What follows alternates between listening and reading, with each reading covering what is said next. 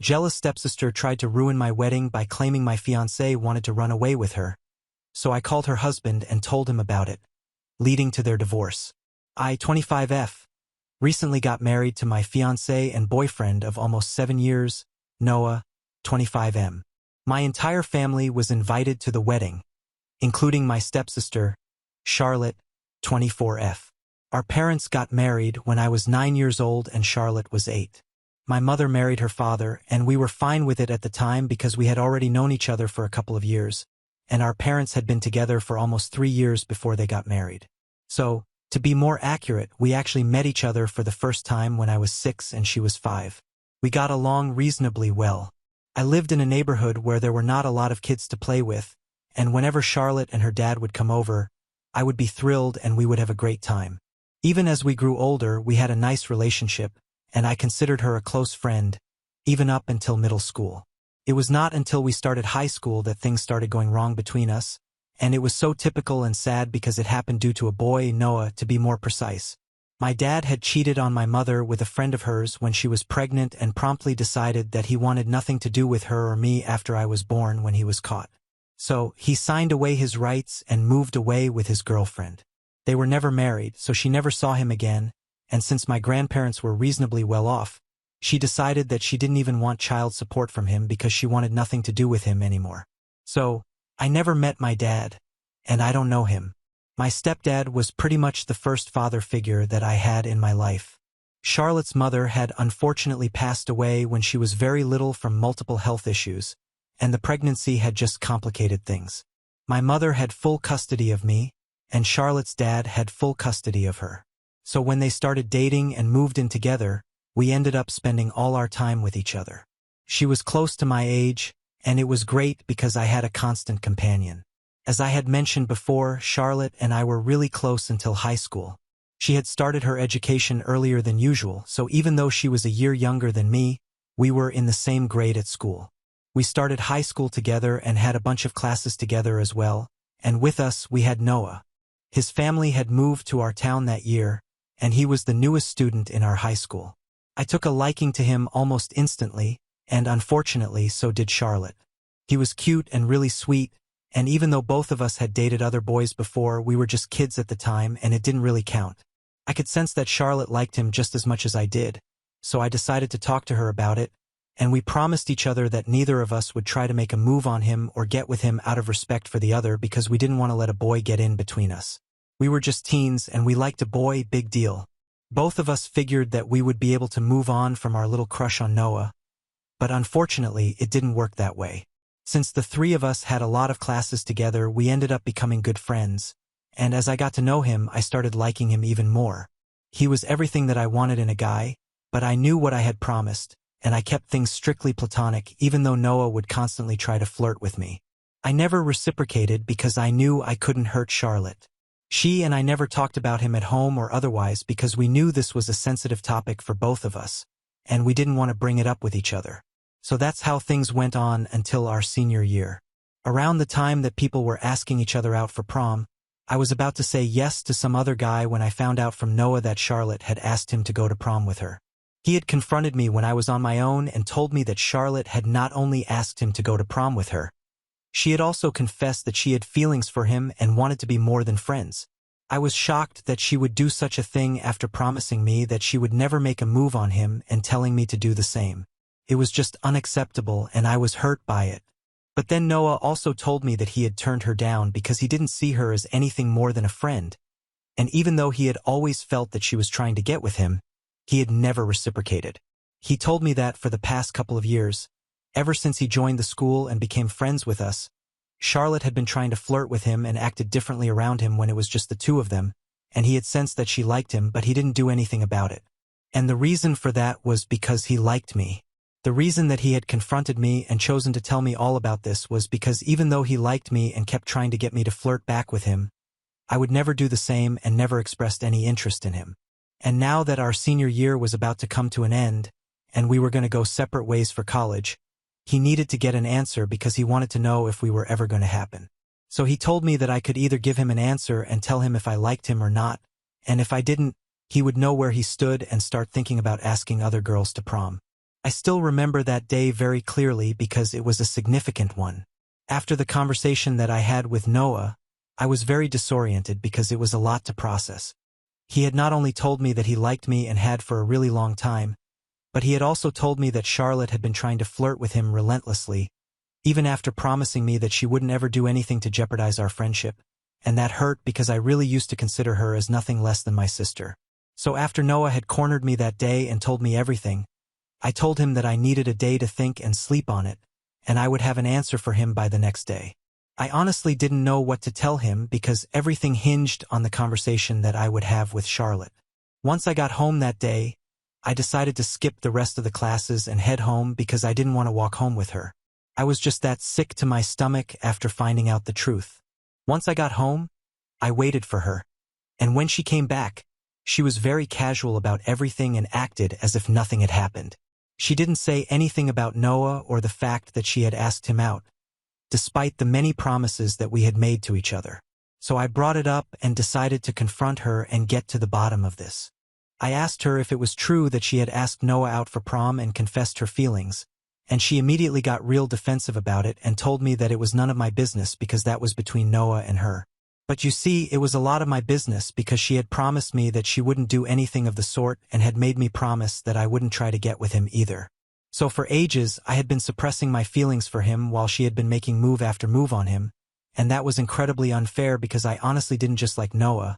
I'm fairly certain that I was in love with him by that point. And it wasn't easy for me to just continue ignoring all his advances for the sake of my relationship with Charlotte. I didn't want to hurt her, and I had prioritized her feelings over mine, only to find out that she was not willing to do the same for me. So when I confronted her, we got into a really nasty fight, and I made up my mind that I was going to go out with Noah.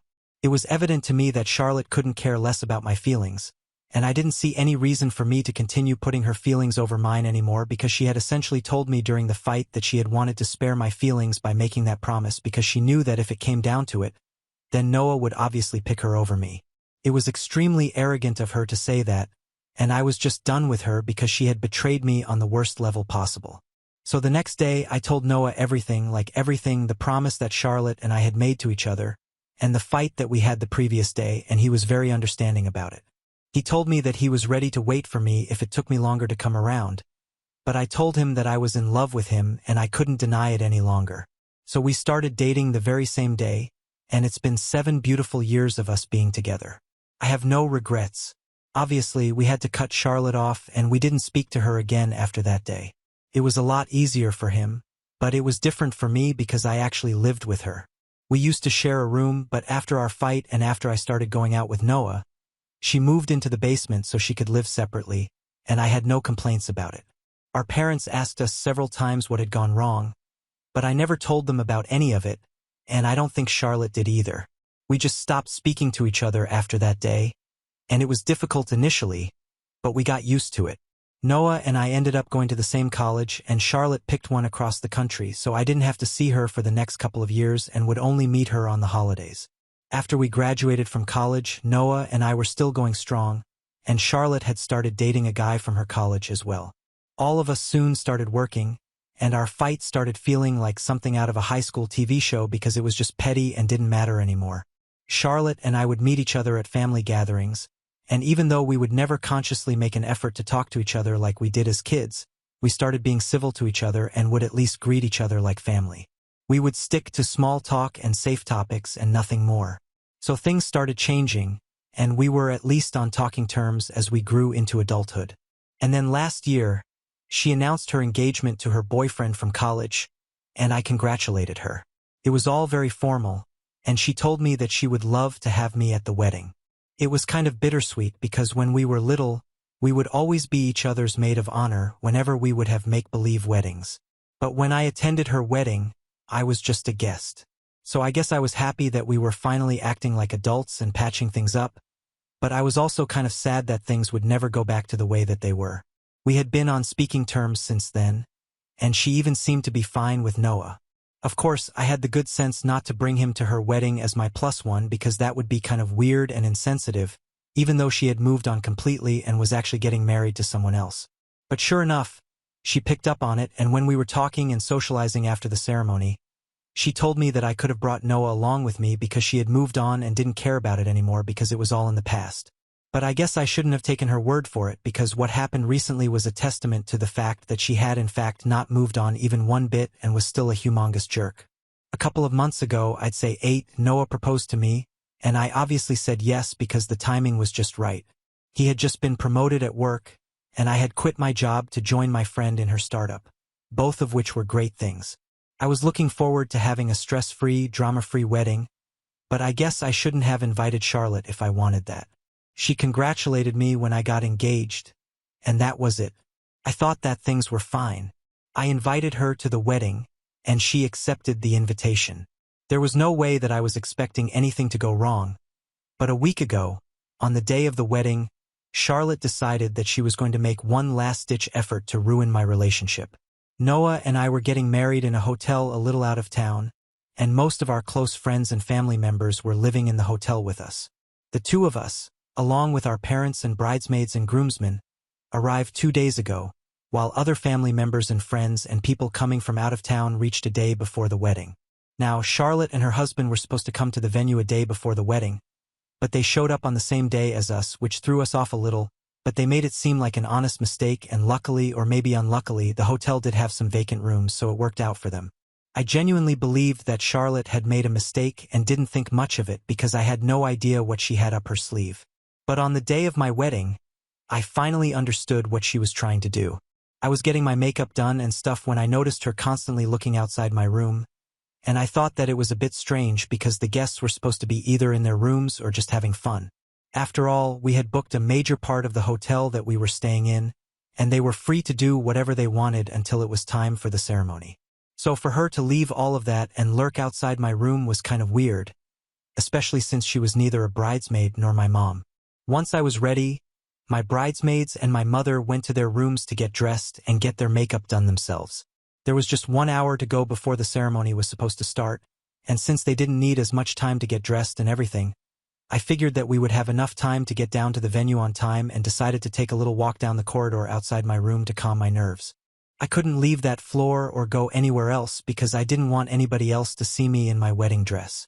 But right then, I was caught by Charlotte outside my room, and she pulled me aside, saying that she wanted to talk about something very important to me. I had no idea what this could be about because she and I, while we had been on speaking terms, hadn't actually had any intimate or personal conversations, so this was a bit weird, but I let her talk to me out of curiosity. And then she started telling me that she had reached the hotel a day earlier than scheduled. Not by accident, but on purpose because apparently Noah had asked her to. She told me that she had come only because he had asked her to, but she had no idea why he had asked her to come earlier, so that he could ask her to elope with him. She fed me some rubbish story about how Noah had contacted her around 2 weeks before the wedding, saying that he was getting cold feet and he was afraid that he was making a mistake by marrying me because it had taken him a long time, but he had finally come to terms with the fact that he was no longer in love with me but had fallen for her. She said that apparently they had been in touch behind my back for a really long time, but it had all been platonic. However, he had fallen for her and had told her to come by earlier so that they could run away together, and he had been pressuring her to agree to his reckless plan ever since she had shown up at the hotel, since he didn't feel brave enough to talk to me because he was afraid that I would end up doing something crazy, and he didn't want to be responsible for it or even around me when it happened. But apparently, my dear Charlotte couldn't do this to me and believed that she had to be honest with me. So she, like a normal person, had picked the hour before my wedding to come clean to me about this huge thing. Now, obviously, I was fully aware of the fact that she was lying through her teeth about all of this because I had faith in Noah, and I knew that he would never do something like this to me. And besides, he was a very straightforward and blunt guy, and if he had something to say, he would just say it to my face instead of going behind my back. He and I were not cowards who ran away from problems. This story that Charlotte was telling me seemed pretty out of character for him, which is how I was able to tell that she was lying. It was infuriating because she was pretending like it was coming from a place of concern and she was worried about me and my relationship. I knew that she was actively trying to create drama when there was nothing happening just to spoil my wedding. So I decided to go even lower and called up her husband right in front of her. I didn't have his phone number, but I did follow him on Instagram, so that's where I placed the call. I was pretending to be devastated and I was standing in front of Charlotte so she couldn't exactly see what I was doing on my phone, But she didn't stop me because she figured that I was probably going to call Noah and confront him or even break up with him, and that's what she wanted. But she didn't have a clue that I was actually calling her husband, who was in another part of the hotel, and thankfully, he answered my call. I repeated everything that Charlotte had said to me before asking if that was true, and she didn't say a word because she was still thinking that it was probably Noah that I was on a call with. I don't even know what she was planning because one look through their texts and emails would tell me the truth, so I had no idea what her game was here. But anyway, after I was done talking, I decided to put my phone on speaker so that Charlotte would also be able to hear her husband's response. And sure enough, her husband was shocked to hear about all of this and said that he was going to come back to his room immediately. And when Charlotte heard her husband's voice on the phone as opposed to Noah, she freaked out completely and started screaming at me. She said that I was trying to sabotage her marriage on purpose, and I just told her that I was doing to her exactly what she was trying to do to me and then walked back into my room. I told my bridesmaids what had happened and said that they needed to make sure that she didn't turn up at the wedding or during the ceremony because I didn't trust her, and I wanted her out. But turns out, I didn't have anything to worry about because the ceremony went smoothly, and Charlotte didn't even try to interrupt anything by showing up because I guess she was too busy trying to smooth things out with her husband after the little stunt that she had pulled. And nobody at the wedding even noticed that she was not present, except for our parents. After the ceremony, when they asked me where Charlotte was, I told them that I would tell them later, but I didn't have any intention of letting them know because it wasn't important to me. After everything was wrapped up, I contacted the hotel authorities to ask what had become of Charlotte's room, and to my satisfaction, they told me that she had checked out during the wedding, and they were gone now. Nobody brought up anything in the aftermath of the wedding, and I was glad about it because I only wanted to enjoy being a newlywed without having to talk about Charlotte and her stupid little act. I did tell Noah about it, and we had a good laugh afterward, but that was about it. However, it's been a week since then, and 2 days ago, we found out that Charlotte and her husband were separating. Our parents were the ones who informed me and said that her husband had apparently called them up and yelled at them about how awful Charlotte was and told them that they needed to come and get her because she refused to leave their house, and if she didn't go, he would call the cops on her. So they had to pick her up, and they found out that they were separating because her husband had found it very insulting that Charlotte had reached the wedding venue early on purpose because she wanted to sabotage me. He had heard the entire story from me, and for ages, he had been hearing about how great Noah was and how Charlotte should have been the one to end up with him from her friends, who are clearly very stupid, and he couldn't take it anymore because it was very obvious that she still had feelings for him, and that's why she was trying to ruin my wedding. That was pretty much the last straw for him, and he had decided that he was going to end this marriage because no matter how much she insisted on it, she was in love with someone else, and it wasn't something he could deny anymore. So they are going to get divorced, and I don't know why, but my parents think that this is my fault and are blaming me for it. They think that despite what Charlotte had tried to do, I should have kept her marriage and her husband out of it because by dragging him in and calling him, I had ruined her marriage. So now they expect me to apologize to her and are refusing to talk to me because I said I was not going to do that. I literally do not understand how this is my fault because I didn't ask Charlotte to do something so psychotic. All I did was hit her where it hurt because she tried to do it to me first. That's all that I did, and think it's very unfair to hold it against me. She ruined her own marriage, and I had nothing to do with it. Noah also feels the same way, but my parents and a lot of our mutual friends with Charlotte are on her side, and it's screwing with my brain right now. Am I the a-hole for involving my stepsister's husband when she tried to sabotage my wedding on purpose by lying about my husband? Update 1. Hello people, have read it first and foremost. I would just like to thank everyone who commented on my original post and made sure to tell me that I am not in the wrong here. That helped me realize how unfair my parents and a couple of my friends were. So I decided to cut them off. Honestly, I don't see any other way out of this because if I don't cut ties with them, then they will just continue blaming me for it and making me feel like crap about it, and at some point people are bound to crack. I don't want to crack and apologize to Charlotte, so it's for the best if I cut everybody off. Anyway, isn't that what my parents wanted? They were the ones who were refusing to talk to me because I wasn't ready to apologize to Charlotte, so now they have what they want, and I'm not talking to them either. As for my friends, if they are really going to take Charlotte's side on this and make me the bad guy, then they are welcome to do so. It just helped me realize that they were never my true friends in the first place. Everyone knows that Charlotte is the one at fault here, and if anything, She is the one who owes me an apology. They can keep denying it, but it's not going to change the facts, and honestly, I'm not interested in changing the facts either or changing anybody's mind. Everyone can believe what they want to. I just want to spend time with Noah, and that is it. Update 2. Hey, so Noah and I have left for our honeymoon. It's been close to 2 weeks since the wedding, and I'm still not talking to my parents. Not talking to my friends doesn't hurt as much because I have my husband now, and if I'm being honest, I wasn't really that connected to those people anyway, so it's not like it makes a huge difference to me or something. But not talking to my parents, yeah, that stinks. I keep wanting to text my mom and talk to her or just call up my stepdad and have a funny little conversation with him. But then I remember that I can't do it because they have decided to take Charlotte's side on this. From what I know, she is living with them and probably feeding them more lies about me so as to turn them against me fully. No doubt by the time I get back, my parents will probably end up hating me. I can still understand that my stepdad wants to be there for his daughter, but I cannot understand why my mom isn't taking my side on this. She literally got cheated on by my dad, and he left us to be with someone she called her friend. That's exactly what Charlotte was trying to do here. She was trying to screw me over so she could have Noah all for herself. I feel like my mother of all people should at least understand why I was mad at her and why I did what I did. But if she doesn't understand me and thinks that I'm the villain here, I don't know what to say anymore. It's fine though because Noah and I are on our honeymoon right now, and hopefully, this will help with cheering me up and make me forget about my problems. Update 3. On the 3rd day of my honeymoon, I received a text from my mother, but I'm not going to open it until I get back home because I want to live in the moment right now. Noah and I are having a great time, and in case this is not a good message, I want to experience the disappointment later on. I know it sounds weird, but I really want to cherish this experience because you only go on your honeymoon once. Update 4.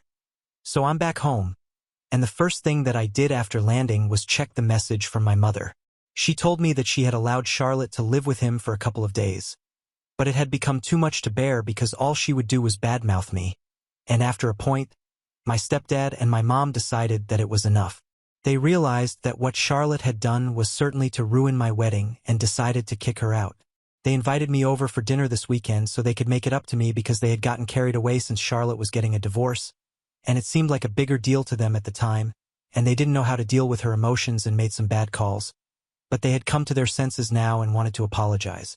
I honestly couldn't be happier. Noah and I have already agreed to the dinner, and this is what will fix our relationship again. I guess all's well that ends well. I just hope we never end up fighting like this again. Now on to the next story. Story 2. Before we start, if you're enjoying this video so far, please consider liking and subscribing to the channel. Now let's continue. Cut off my sister after she slept with my husband and told me to stay out of their business years later. They begged me to care for their son while she recovered from a car crash. I, 36F, have been divorced for 3 years. My ex-husband, Caleb, 36M, had an affair with my sister, Alyssa, 32F, while we were married, and that ended our relationship. Caleb and I met through friends when we were 25 at a party, and that's when we started dating. We were in a relationship for 3 years, after which he proposed, and then we got married. We had been married for about 5 years, after which I finally found out that he had been cheating on me with my sister. Caleb and Alyssa met for the first time when I brought him home for dinner 6, or maybe 7 months into our relationship. By then, we knew that we were serious about each other and decided to introduce each other to our families. I had already met his family. It was just his parents since he had no siblings. I, however, had a pretty big family. I am the middle child. Our oldest sibling is Chris, 40M, and he's pretty much the only person I'm speaking to from my family now. The first time that I brought Caleb home for dinner, he got along well with everybody, but most of all with Alyssa. They realized that they had a lot of things in common, like their favorite TV shows, books, and even the kind of cuisine that they enjoyed, and they really bonded over that. I thought it was cute. I had no idea what it would turn out to be in the future.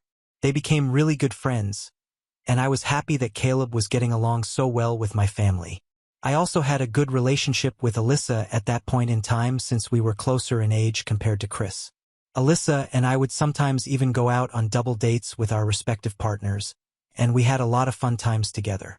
She had a couple of short-lived relationships while Caleb and I were together, so she would bring a different guy on every date, and she would even joke about how she wished Caleb had a sibling so she could just date him instead. She would occasionally make comments about how Caleb was the perfect guy and how lucky I was, but I always took them as compliments, never reading too much into it because I genuinely thought that she was just praising Caleb and I did not see anything wrong with it. I never thought that maybe she was hinting at something because that's how much I trusted and loved her that it didn't even occur to me that maybe she had a thing for him. When Caleb proposed to me and then we got married, there was nobody happier than Alyssa. As a matter of fact, she was even the maid of honor at my wedding, so you can imagine how hurt I was after 5 years of being together when I discovered that the two of them had been sleeping together behind my back. Before you guys ask, there was nothing going on that could have made me suspicious about the two of them. I trusted Alyssa more than anything in the world, and I also trusted Caleb. In my head, they would never do anything to hurt me, and I was sure of it. So, for 5 years, Caleb and I had a really smooth sailing relationship. There were a couple of minor hiccups here and there, like he wanted kids and I was not ready for it. He wanted me to spend less time at work, but that was not an option for me because I earned more than him, and the kind of lifestyle that we had, we needed my income to support ourselves financially. He thought I was too career-oriented and wanted me to be a little more laid-back, and no matter how hard I tried, I could not explain it to him that we absolutely needed the money both of us were earning to have a stable lifestyle. For context, I am an investment banker and it's a really demanding job. He works in marketing and he's good at his job, but he's not very dedicated to it the way that I am, and I'm not complaining about it. I really love my job, and it helps me fulfill my dreams, so why should I not work hard for it? And as for why I did not want kids, well, that's an easy answer. I was not mentally or emotionally ready to be a mother, and I would rather not do something at all than do a bad job of it, especially when it comes to being a parent. I think if somebody is not ready to be a parent, there is no way that they should be pressured into or coerced into becoming one. I do not want to have kids and then regret my decision, and I had been very clear about it right from the beginning of our relationship, but he had assumed that I would change my mind as we got married and time went on. I don't know why he thought that I would change my mind since I had always said that I did not want kids anyway. These were the major bones of contention between the two of us, and most of our fights, the big ones, would usually be about either of these two things. Like every other couple, we would also have petty fights and disagreements, but we were always able to work through these things. Even when we both had big fights, we would make up in the end, and we knew that we were in it for the long run, or at least I knew that. I don't think that he and I were on the same page about it. My point is that we would fight, but we would always make up. He always expressed his love for me even up until a week before I discovered that he had been cheating on me, and I never had any reason to doubt his loyalty towards me since he never gave me any. However, a week after we celebrated our 5-year wedding anniversary, I found out that he had been having an affair with Alyssa. Even on the day of our anniversary, he was being all cute with me at the party while we were guests and acting like I was the only person he cared about. But that changed significantly after I found out that he had been cheating on me. A couple of days after we celebrated our anniversary, I was going through my wardrobe looking for something, but I couldn't find it, so I decided to look in Caleb's wardrobe. I don't remember what exactly it is that I was looking for, but I remember that I had a work event a few days after that, and there was a very specific blazer that I was searching for. I thought that maybe I must have put it with his clothes by mistake, so I decided to look in his wardrobe, and while looking, I accidentally grabbed a bag that he had shoved right to the back of his wardrobe. Out of curiosity, I took it out and started going through it. To my shock, I realized that women's clothes were stuffed into it. After looking through a couple of items, it dawned on me that I had seen these clothes before, and I realized that these were all Alyssa's clothes. I could not make sense of what was going on, and I was in a total state of confusion. I was absolutely lost because I couldn't come up with one single reasonable explanation for this, so I decided to look through his phone, something that I had never done before because I trusted him, and he had never done it to me either. We had never given each other any reason to do so, but at that moment, I felt like I had to do it because even if I did ask him about those clothes, he would have time to come up with an excuse and hide evidence and stuff like that, so I decided to just go for it. I knew the password to his phone, and I decided to check his DMs, and sure enough, when I opened his chat with Alyssa, it was innocent initially, but when I scrolled up, I noticed that the way that they were speaking to each other, friends don't speak to each other that way. They were flirting with each other, getting intimate by text, and making plans to hook up, which explained all the late nights he was working. I gathered that this affair had probably been going on for a couple of months, and coincidentally, Alyssa had come over for lunch that day. So the two of them were so lucky that I had them in the house at the same time. So I confronted them together. I showed them the texts and the bag of clothes that I had found in his wardrobe and demanded an explanation, but instead of apologizing to me or even bothering to deny it, the two of them just said that this was none of my concern and that I had to stay out of their business. I was really taken aback by that response because obviously this was my business if my husband was cheating on me with my sister. I think it qualifies as my business. I did not hold back, and I started screaming at both of them that day, but instead of reacting to any of it, they just continued to pretend this was no big deal.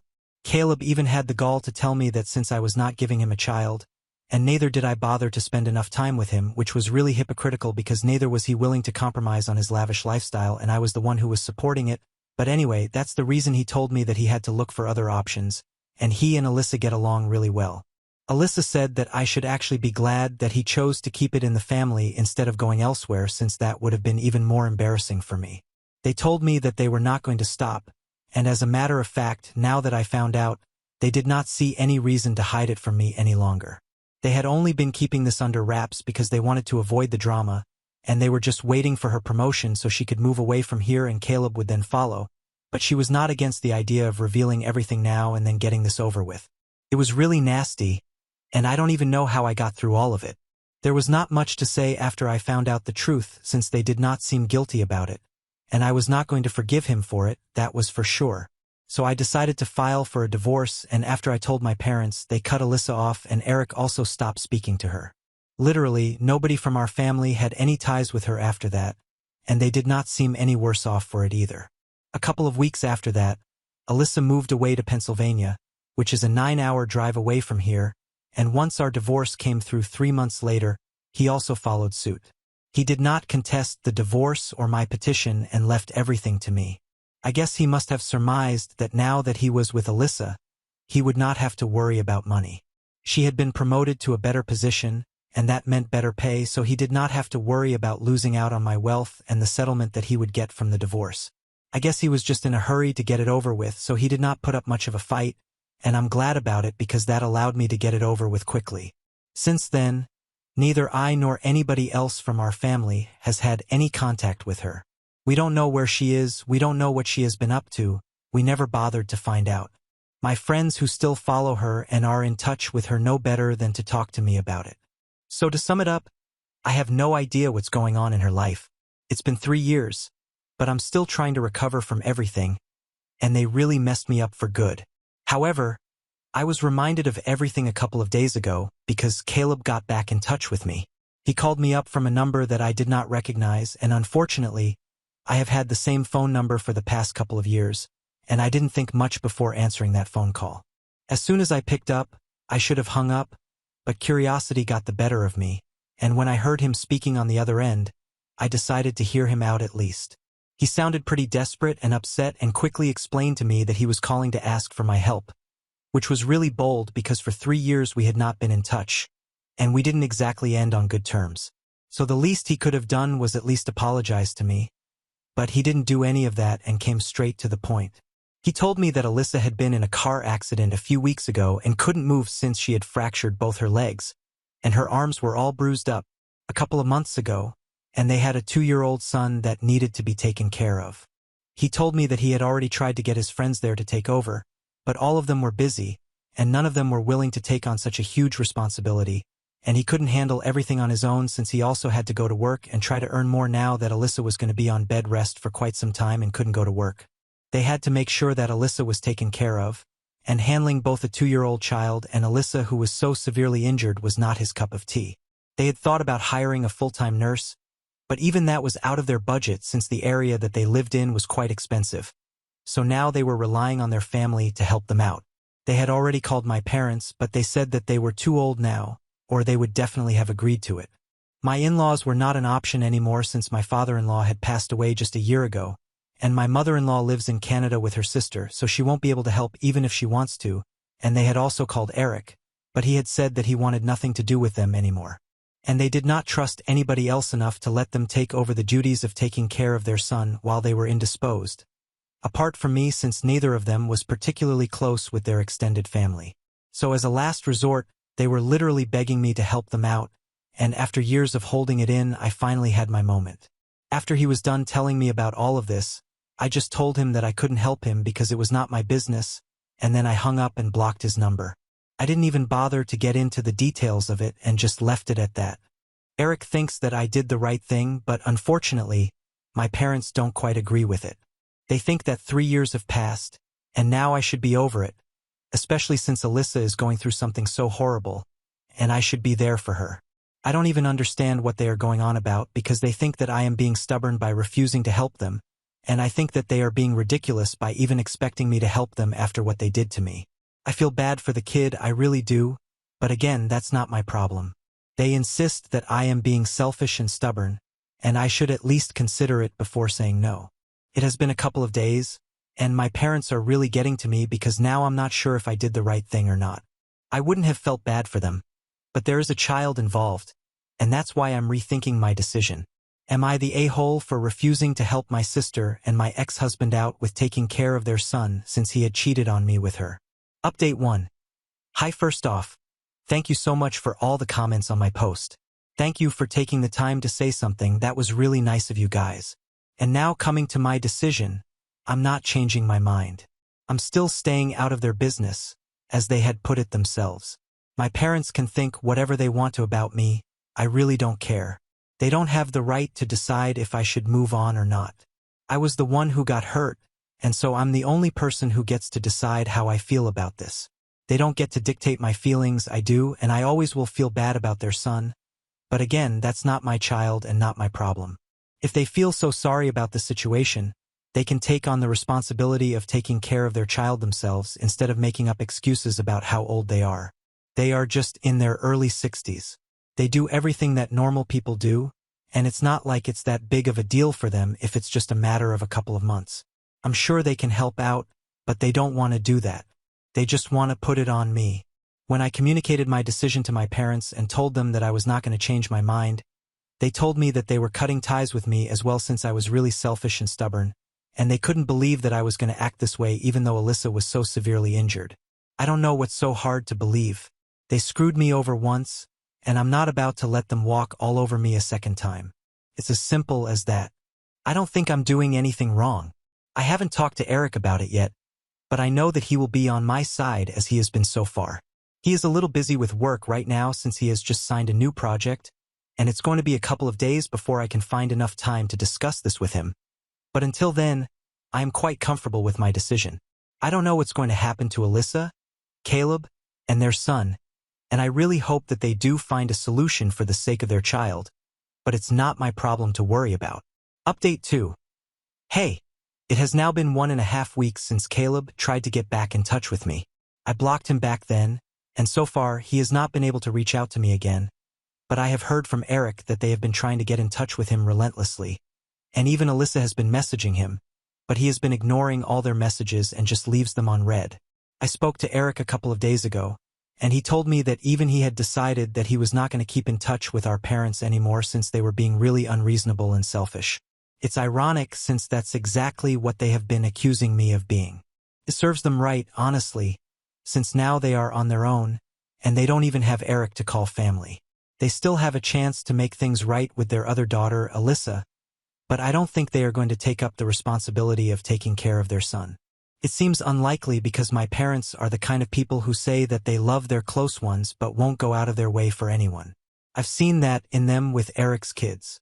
I won't get into it much, but there was an incident a couple of years ago when Eric's elder son had fractured his wrist after a bad fall at the playground, and he must have been around 4 years old at the time. Eric's business was going through a slump back then, and he had requested our parents to lend him some money so he could get a physiotherapist to improve his son's movement in the wrist after the cast came off. But they flat out refused. Apparently, they had told him that they were getting old and they had to save for their retirement as well, so they couldn't just give out money like charity. Eric had been respectful of it and had not brought it up again because he did not want to come off as entitled, but I thought that it was kind of selfish of them. So it's not very surprising to me that they are still not helping out with their grandkids. It's just what I had expected. I just hope that they understand when Eric and Alyssa refuse to let them interact with their grandkids in the future, since they have never shown any interest in being helpful. If their kids are not entitled to any help from them, they should also extend the same quote to their kids and not feel entitled to spend any time with their grandkids when they want to, but that's just my opinion. As much as I dislike Alyssa, I hope that things work out for all of them eventually. Update 3. So this is going to be a pretty long update. Almost 2 months have passed since I received news of the accident that had taken place with Alyssa. I haven't heard from them directly, but I have kept in touch with Eric, and he is the one who is giving me all of this information. I told him that I would be fine with it if he kept in touch with Alyssa and responded to her messages because honestly, I was not feeling too good about the situation. I don't like Alyssa, that's true, and I absolutely loathe Caleb, but at the same time, I am not heartless enough to wish anything bad to happen to them. I know that their 2-year-old son has had no part to play in all of the evil things that they have done in the past, and so I told Eric to keep in touch with Alyssa and help her out if she needed it. They were bad people, but that doesn't necessarily mean that I have to stoop down to their level. I already got my revenge. I refused to help them, and that was it, but families are complicated, and I can't bring myself to wish bad things on anybody, no matter what they have done to me. That's just not my nature. I feel like I have to defend my decision since people can be judgmental sometimes, but anyway, I digress, which is why I encouraged Eric to talk to them so at least I would have the peace of mind of knowing that my nephew was doing fine. That's all that matters to me, to be honest. So 2 weeks ago, he finally got in touch with them and asked them how things were going there, and Alyssa told him that things were pretty bad. They were having to rely on a daycare to take care of their son.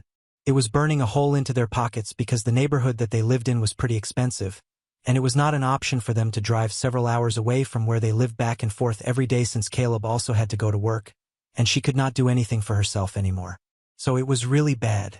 On top of that, they were falling behind on the rent and were at risk of being evicted, which hadn't happened so far just because she was severely injured. The landlord was kind enough to give them an extension for a couple of months, but after that, they definitely had to pay up the money or leave the house, and she didn't know where she was going to get all that cash from. She had asked our parents for help, but they had refused again, saying that they wanted to save up for the future. I can understand that they want to save for any future medical emergencies or whatever, but it's not like we are never going to return the money back to them. We haven't ever been like that. I don't understand why they are always so skeptical and weird about money when it comes to their own kids. It's not like we are thieves. However, this time when my parents said no to helping her out, she lost her mind and told them that she was cutting them out of her life. This time she was going to be the one who was not going to speak to them ever again, and as much as it is like Caleb and Alyssa, I think that they made the right decision. They are toxic, but so are my parents. It's a wonder how Eric and I turned out right given the fact that we were surrounded by such people. But anyway, my parents are not going to have any access to either of their grandkids for the next couple of years, that's for sure, and they are going to have nobody else to blame but themselves. They're not even going to have any access to their kids now that you think about it, since I am not speaking to them. Eric is not talking to them anymore, and neither is Alyssa from this point onwards, so they pretty much are on their own. I can't say that they don't deserve it. I definitely don't feel bad for them. Now coming to Alyssa and Caleb, Eric and I discussed things that were going on with them, and I told him that I would not have a problem if he wanted to help them. My conscience would not allow me to stand in the way of that. I'm sorry, but I just can't do it personally. I'm going to stay out of their business like they said, but I'm also not going to discourage anybody if they want to help them, and Eric told me that so far, he had not been on speaking terms with her just because what she had done to me was so wrong, but now it's very difficult to be mad at her because in spite of everything that had happened, she was in a really difficult position, and as her older brother, he could not just sit by and watch his nephew suffer because he knew for a fact that Alyssa's son was having a really difficult time dealing with all of this emotionally. And so we decided that he was going to send some money to them every month until they were able to get back on their own 2 feet. I am actually glad that he's doing it because I know that nobody had taken a stand for him when he was going through a difficult time. My parents did not do anything for him, and I had tried to contribute to him financially when he was going through a slump in his business, and so had Alyssa, but we also had to look out for ourselves, and we were not in a position unlike our parents. They are pretty well off, so they could afford to do it again. I'm not trying to sound entitled, but they could have helped out, but they did not, and even though Alyssa and I were not exactly in a position to be philanthropists, we still tried to help. So now I guess it's only fair that Eric returns the favor and helps her out as well regardless of what she did to me. I'm never going to move on from that, but whatever, my major concern was that my nephew would be suffering. But now that it's out of the way, I can go back to never thinking about them again. I honestly just don't want anything to do with either Alyssa or Caleb. I'm really sorry that something so bad happened to them, but now I want to move on with my life. I think this was the closure that I needed because even during the divorce, I still hadn't felt like I was done with it as much as I do now. I'm going to just focus on my work and my own life and try to improve everything about myself without worrying about other people anymore. I don't have to deal with any other toxic people since I'm no longer in touch with my parents either, and I'm pretty happy about it. I'm single and I have a lot to live for, so I'll be fine. Thank you so much for following my story and for showing me so much support. Now on to the next story. Story 3. Mom's fiancé stole my $7,000 college savings, and my mom told me to shut up, so I had them arrested. Later, I found out my dad left me a huge inheritance money which my whole family is using. So my mother and her fiancé recently got arrested, and my grandparents on my mother's side are giving me a lot of hate for that. This happened because I called the cops on them, and I had good reason to do that. My mother and I never got along, especially since my dad passed away 10 years ago. I am 17 right now, and in a couple of months, I am supposed to start college. Unfortunately, I had always known that my mother would never have any money set aside for me, so I knew that I would have to work for myself and make my own arrangements. I started working at the age of 14. I would do part-time jobs after school, and I had been saving for the past 4 years so that I would have at least some amount set aside. I would also often get cash from my relatives on my birthdays as gifts and even sometimes on the holidays, so I would set that aside as well. And so far, I had saved up almost $7,000, and I was pretty happy about it. It was all in cash, of course, and I kept it safely tucked away in a little corner of my cupboard in a wooden box that my father had carved out for me. I did not have a bank account because my mother never allowed me to create one, so that was out of the question. But I had never told my mom or anybody else about that, so I don't know how anybody was able to find it. Anyway, a couple of days ago, I found that the box was entirely empty. When I asked my mom about it, she told me that her fiancé had taken the money to invest in his new house. I completely lost my mind when I found out what happened. There was a huge fight in the house with me on one side and my mom and her fiancé on the other, but at the end of the day, I'm just 17, and they are in power right now, so I had to concede. And the only thing that I could do, I walked up to my room, locked myself in, and cried for hours because this was my life, and I would have to start from scratch yet again. I wasn't even sure if I would be able to save enough money for anything before college, and I was just really disheartened and completely lost. That was the day that I made up my mind. I was going to get back at them for this because this could not go unanswered. It was pretty big, but thankfully, I was able to get my revenge exactly 3 days later. And now they have been arrested and are paying for the crime that they committed. My only problem in this entire scenario is that my grandparents, who had always been on my side so far, are now against me, and it just doesn't make sense to me anymore. My mom's fiancé, I'll call him Rob, has been in my life for the past 2 years, and I've hated every single second of it because he is literally one of the most terrible people I have ever met. I would even go to the extent of calling him abusive, probably not physically, but verbally and emotionally definitely abusive. My mom usually bears the brunt of it, but occasionally he loses his temper with me as well and says whatever comes to his mind. He curses me out, tries his very best to make me cry like my mother, and gets even more pissed off when he realizes that I don't care, which leads him to lose even more control of his tongue and what he says. And my mother never bothers to defend me. My mother did not date anybody for the first couple of years after my dad passed away. But then she met Robin. For the first few months, he was nice and tolerable, but then they had their first big fight, and that's when he started showing his true colors. 6 months into the relationship, he had already started manipulating my mom and had let him move in with us. He was a no-good deadbeat idiot and could barely stick to any job. For context, he is in his 30s, mid to late, and he still relies on his parents for money occasionally because he has absolutely zero financial sense and is constantly wasting money way more than what he earns. When he's fighting with my mom, he takes money from his parents, and when he's not fighting with my mom, he's comfortable enough to leech off of her. The sad part is that my mother isn't exactly a billionaire who can afford to support her partner who wants to lead an extravagant lifestyle. She is the floor supervisor at our local supermarket, and while she brings home a decent amount, it's not enough for the kind of lifestyle that Rob wants. Anyway, I never let it become a problem for me. I always try to be as independent as I can. Right from the age of 14, I have tried to avoid asking my mother for anything apart from my basic necessities, and after I started working part-time, I wouldn't even ask her to pay for those. I don't ask my mother to buy me anything, and the only thing that I rely on her for is probably just shelter and food. That's it. I don't ask her to do anything extra for me or go out of her way because I know that even expecting that is pretty foolish. She has made it very clear to me right from the beginning that she doesn't like me. Even when I was a child, she was never very nice to me, and I always had this feeling that she did not even want me. As I grew older, that feeling strengthened into a belief. At least before, I had my dad to have my back and stand up to my mom whenever she would get a little too pissed at me. But after he passed away, I was on my own, and that's how it has been for the past couple of years. Things just started getting worse when Rob came around, but I always consoled myself by telling myself that soon enough, I would go away for college, and then I wouldn't have to worry about any of this. Now that seems bleak and unlikely to happen. For the 3 days after my money was taken away from me, I just stayed in my room and did not do anything because I was just so depressed.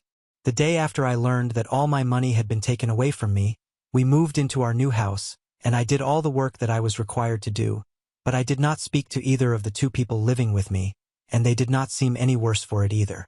On the third day, my mother told me that I had to get dressed in the evening because they were hosting a housewarming party. So I started screaming at her, and I told her that I was not going to do anything of this sort because she had taken my money from me, and the only reason they had been able to seal the deal and buy this house was because of the money that they had stolen from me.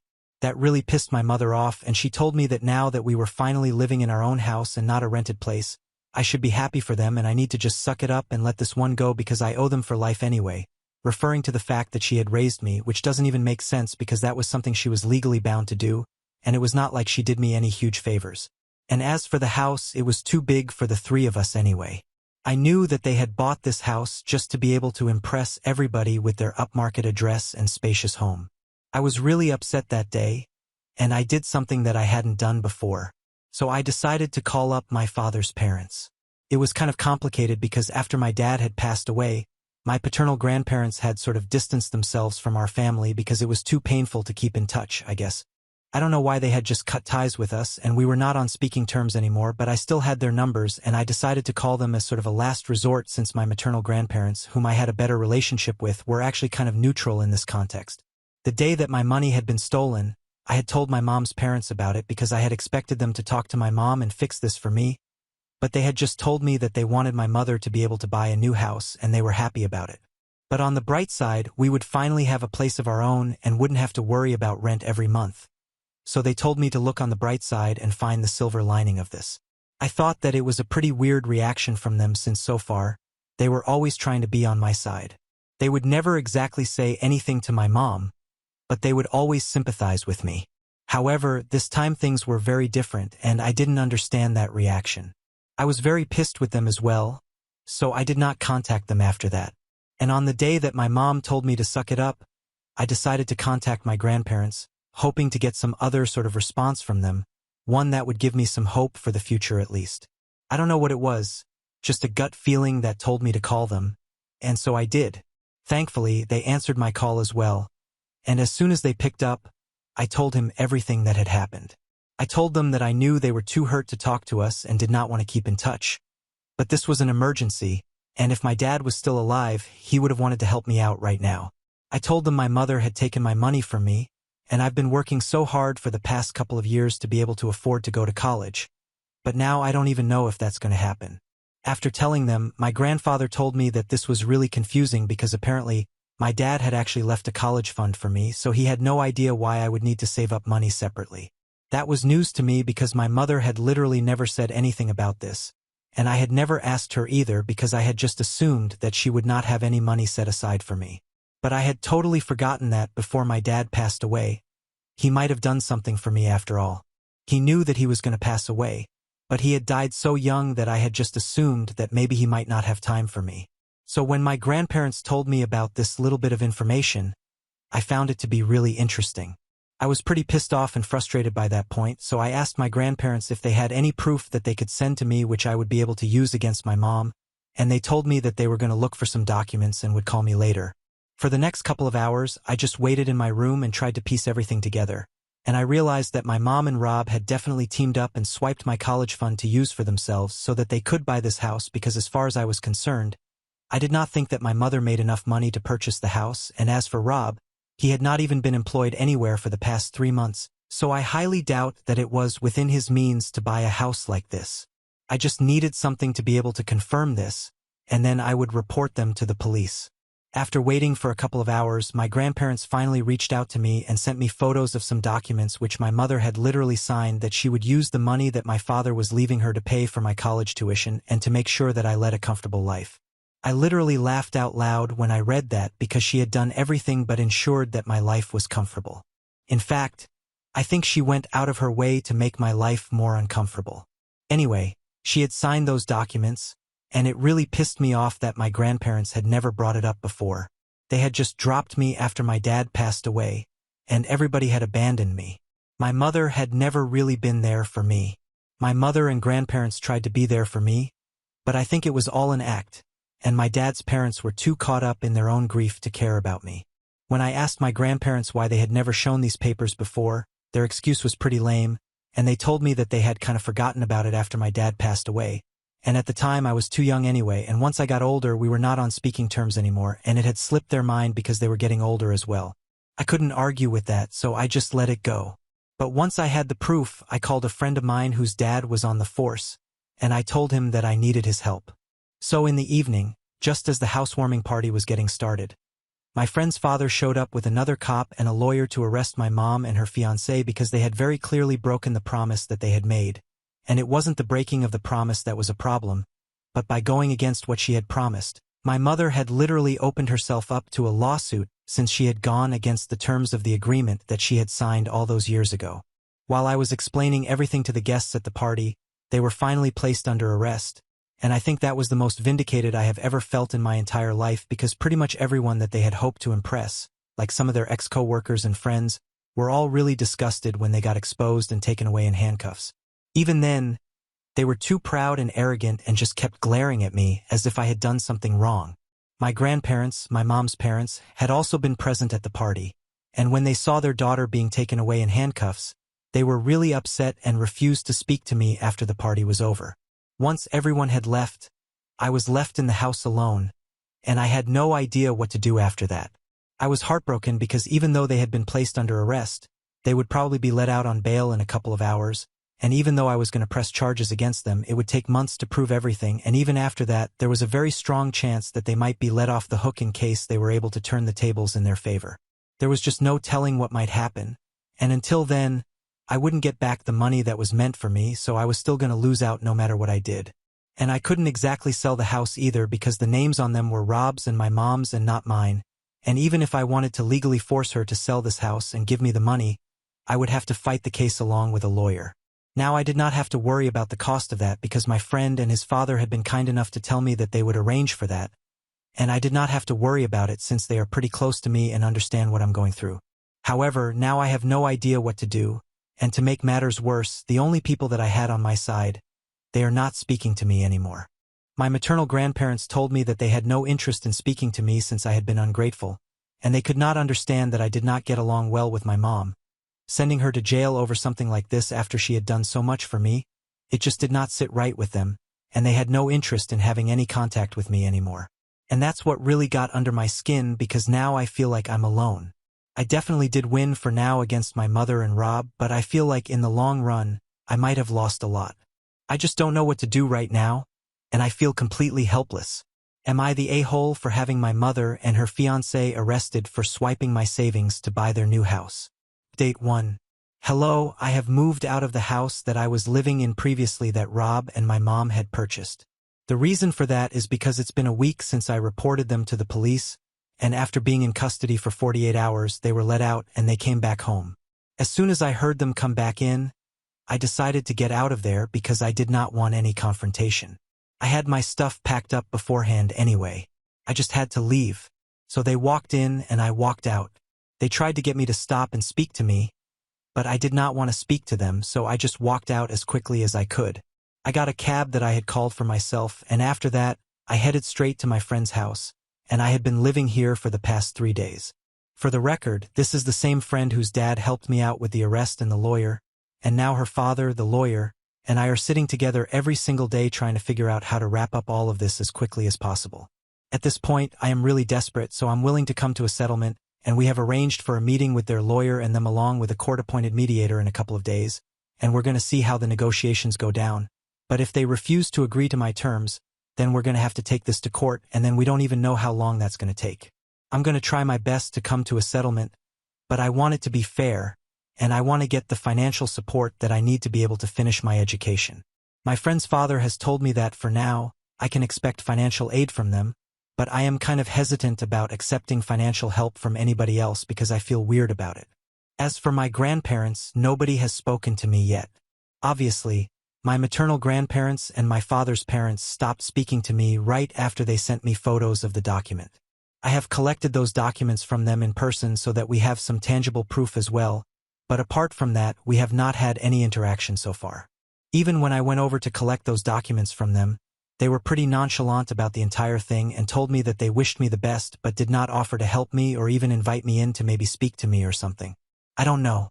I honestly have no idea what's going on with them since their behavior has honestly been really weird for me to deal with. But anyway, things have been really disappointing so far. I just hope that I'm able to get over this as quickly as possible so that I can start college. Honestly, that is the only thing keeping me going right now, and of course my friends are being really supportive, which I really value because I don't have any family to speak of at the moment, so these are the only people who care about me. Update 2. Hi, so that's been an interesting development, and I don't even know what to say right now. I'm literally shaking with anger because what I found out, it's disgusting. Again, this is kind of doubtful, but then my mother had screenshots, so I don't know what to believe. Anyway, what happened was that there were just 2 days to go before our meeting with the mediator, and today, just a couple of hours ago, my mother reached out to me via email and told me that she really needed to talk to me. I had blocked her everywhere else, so she could not have any access to me, but she created a new email account and sent me something that really screwed up everything that I had thought was true. So I don't want to waste time, I'll just get straight to the point. My entire freaking family conspired against me. That's right, the reason that all my grandparents have been so weird throughout the entire process, they had all been in on this right from the beginning. My mother had not only used that money that had been left to me by my father for herself, but all of them had taken their share and kept their mouths shut in exchange for that. I can finally understand why my maternal grandparents were upset that I had reported my mother to the police and why they always pretended to be concerned for me but never actually stood up for me when it came to my mom because she had dirt on them, and why my paternal grandparents had never even bothered to tell me that these documents that my mother had signed even existed before I asked them about it. They had all been in on this, and my mother had sent me proof of it. She had had conversations with them earlier when I was around 14 or 15 years old. Luckily, she had all of this on record because all of them had been foolish enough to have these conversations via email, and she had sent me screenshots of these emails. She told me that since I had her arrested, it was only fair that I dragged these people into the situation as well because it was not fair for her to get punished when it was all of them who had conspired against me to hide it from me and use the money for their own gain as well. My dad had left a huge amount of money for me, and all these people, including my dad's lawyer, had figured that it would be better for them to hide it from me and use it for themselves. I still can't believe that this happened, and I've been rereading that email over and over again trying to make sense of it because it just seems unbelievable that all these people are against me, even my dad's own parents, which is so insanely shocking. The only reason they had even told me about the documents that my mother had signed and sent me the proof recently was because their conscience had finally checked in, and they had had a change of heart, so they had realized what they were doing was wrong, and when I called them up to ask them for help, they decided to spill the truth to me. They had been planning on doing this way earlier, but my mother and her parents had convinced them not to tell me the truth because that would drag them down as well. So they had promised them that they would not come up to me and tell me everything, but if I ever asked them, they would definitely come clean to me. When I asked them if there was anything that they could do to help me, they decided to send me those documents as proof, and that's how all of this came to light. I'm glad they chose to help me back then, but that does not absolve them. It also explains why they were so weird and distant even after helping me out because they were guilty. They still haven't been able to own up to what they did, and they are actually ashamed, which they should be. But right now, my brain is simply not functioning anymore. I don't know what to believe, and I just don't know how to deal with any of this. I haven't even told my friend about what I found out because it's so big. It's literally driving me insane. I feel betrayed, hurt, and angry all at once, and I don't know what to do with these emotions right now. Obviously, I'm going to have to talk to my lawyer because this is a huge development, and we are definitely going to bring this up during the negotiations. My mother, in an attempt to turn the tide against the people who exposed her, forgot that she was also going to lose out on a lot of things due to this process, and I'm glad that she told me all of this because I think I needed to know that nobody has my back in this world except maybe a handful of people. I cannot rely on anybody, and that's just how it is, I guess. The only thing that's left to do right now is to tell my friend so he can communicate it to his father, and then we can all sit down with my lawyer and decide what to do about this and how to go forward. But no matter what, I'm definitely going to college this year. I've made up my mind, and I'm not backing down. I'm ready to ask my friend's dad for help. I'm not going to ask him to pay my college tuition, but I guess I'm going to ask him to be a co-signer on my loan application because I think that's the only thing I can do right now. Update 3. Hi, so we had a meeting with the mediator today, and like I had said, I definitely brought up whatever my mother had told me in the email. She basically just confessed everything that she had done, and so she's going to have to cough up the amount that she and the rest of my family have stolen from me, but she also tried to claim that some of the money went into my upbringing as well, so we cannot hold it against her and we should not expect her to return any of the amount that had been taken from the fund but belied that my grandparents needed to do so. Not only did they take that amount of money away from me, they also took with it my dreams and my aspirations, and I demand that they return it to me so that I can live a respectable life. I am not going to be dependent anymore. I spoke to my lawyer and my friend's dad about it, and they said that things like this are definitely not unheard of, but that does not take away from how sly and disgusting it is. They were outraged, and rightfully so, just like I was, and they told me that they were going to make sure that I don't have to rely on anybody else for money my entire life because of the kind of money that they have stolen from me. I would have been comfortable for every single year of my life in the past after my dad passed away. He had taken all the measures to make sure that I led a happy life, and my family couldn't stand it. They had to absolutely take it away from me because they are just that selfish. Well, that's not going to fly with me any longer. My lawyer and I had a talk, and we decided that we were going for the throat. There's no need for us to sit back and let them have their fun, especially on my dime. Things got pretty brutal there, but one thing's for sure, we are going to have another meeting, but this time my grandparents, all of them, are going to be present because clearly they have been part of this as well. Things might go to court, but until then, I'm just going to take out a student loan and deal with it, but I'm going to make sure that I get my justice. More than justice, I need to get back the money that they have stolen from me. All of them have to pay me back because the money that was for me was meant to be for me and nobody else, and that is not the agreement that my mother had made, but they also made the promise that all of them had made to my father, protecting me and keeping me happy. They are all failures, and I never want to see them again. Now on to the next story. Story 4. Found out my husband was cheating on me and my stepdaughter helped him hide it, so I used her college fund for myself, filed for divorce and left them. Now they're begging me to reconcile. Hi Reddit, I need your help right now because I'm in a very bad situation with my stepdaughter and I have no idea what to do.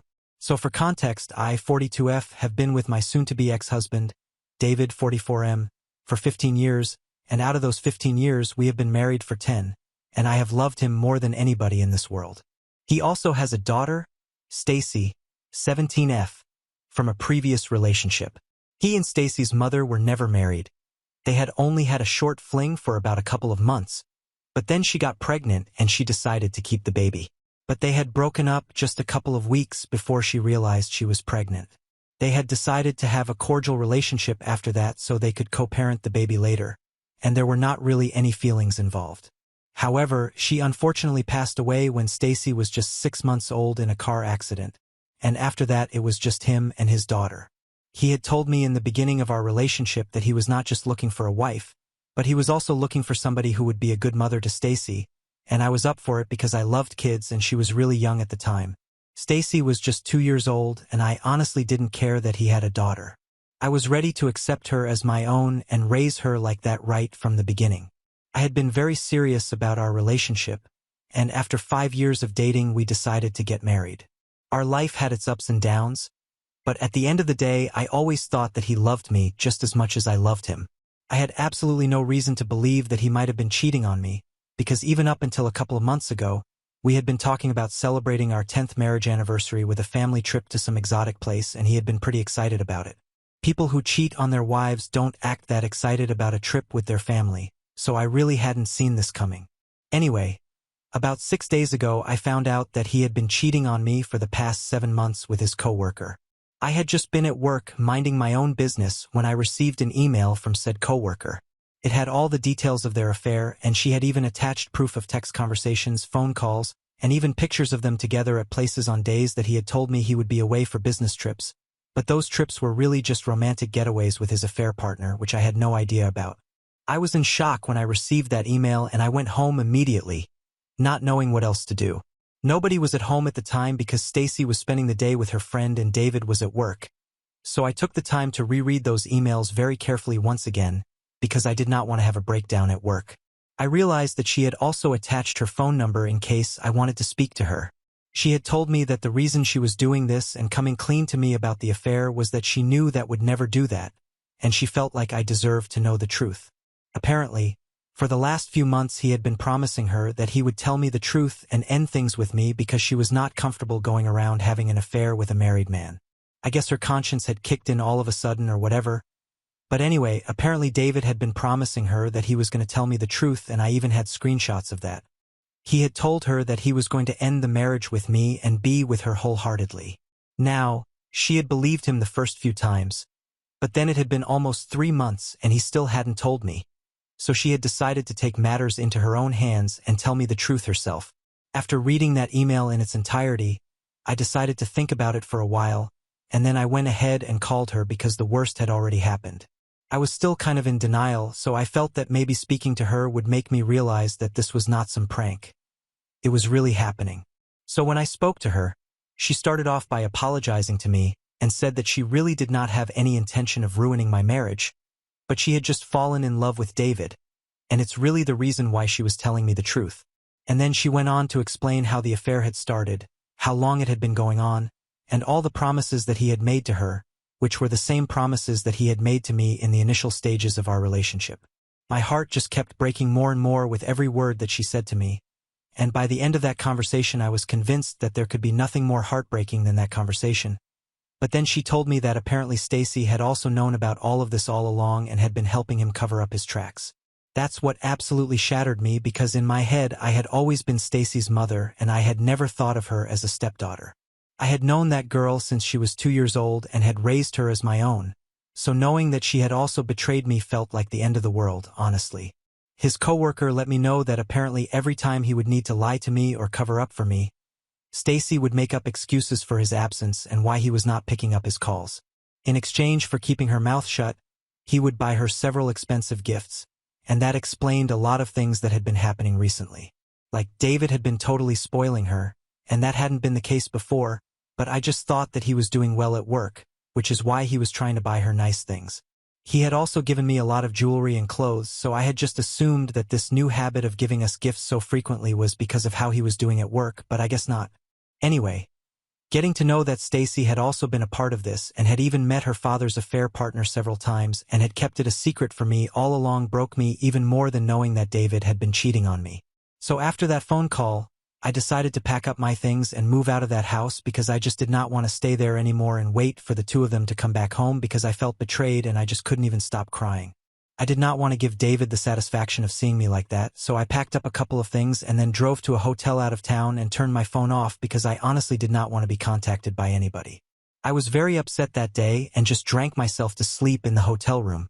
The next morning, I finally had to turn my phone back on because I had to call in sick to work, and I realized that I had about 1,000 unanswered texts and missed calls from David and Stacy, but I did not feel like responding to any of that.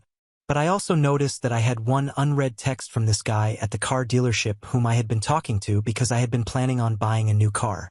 The reason I had been holding back so far was that I wanted to save some more money before I purchased it since it was pretty expensive. And I also had that anniversary trip to look forward to, so I'd been saving for that, and Stacy's 17th birthday was also coming up, which is why I'd been thinking about gifting her a new car instead of buying one for myself.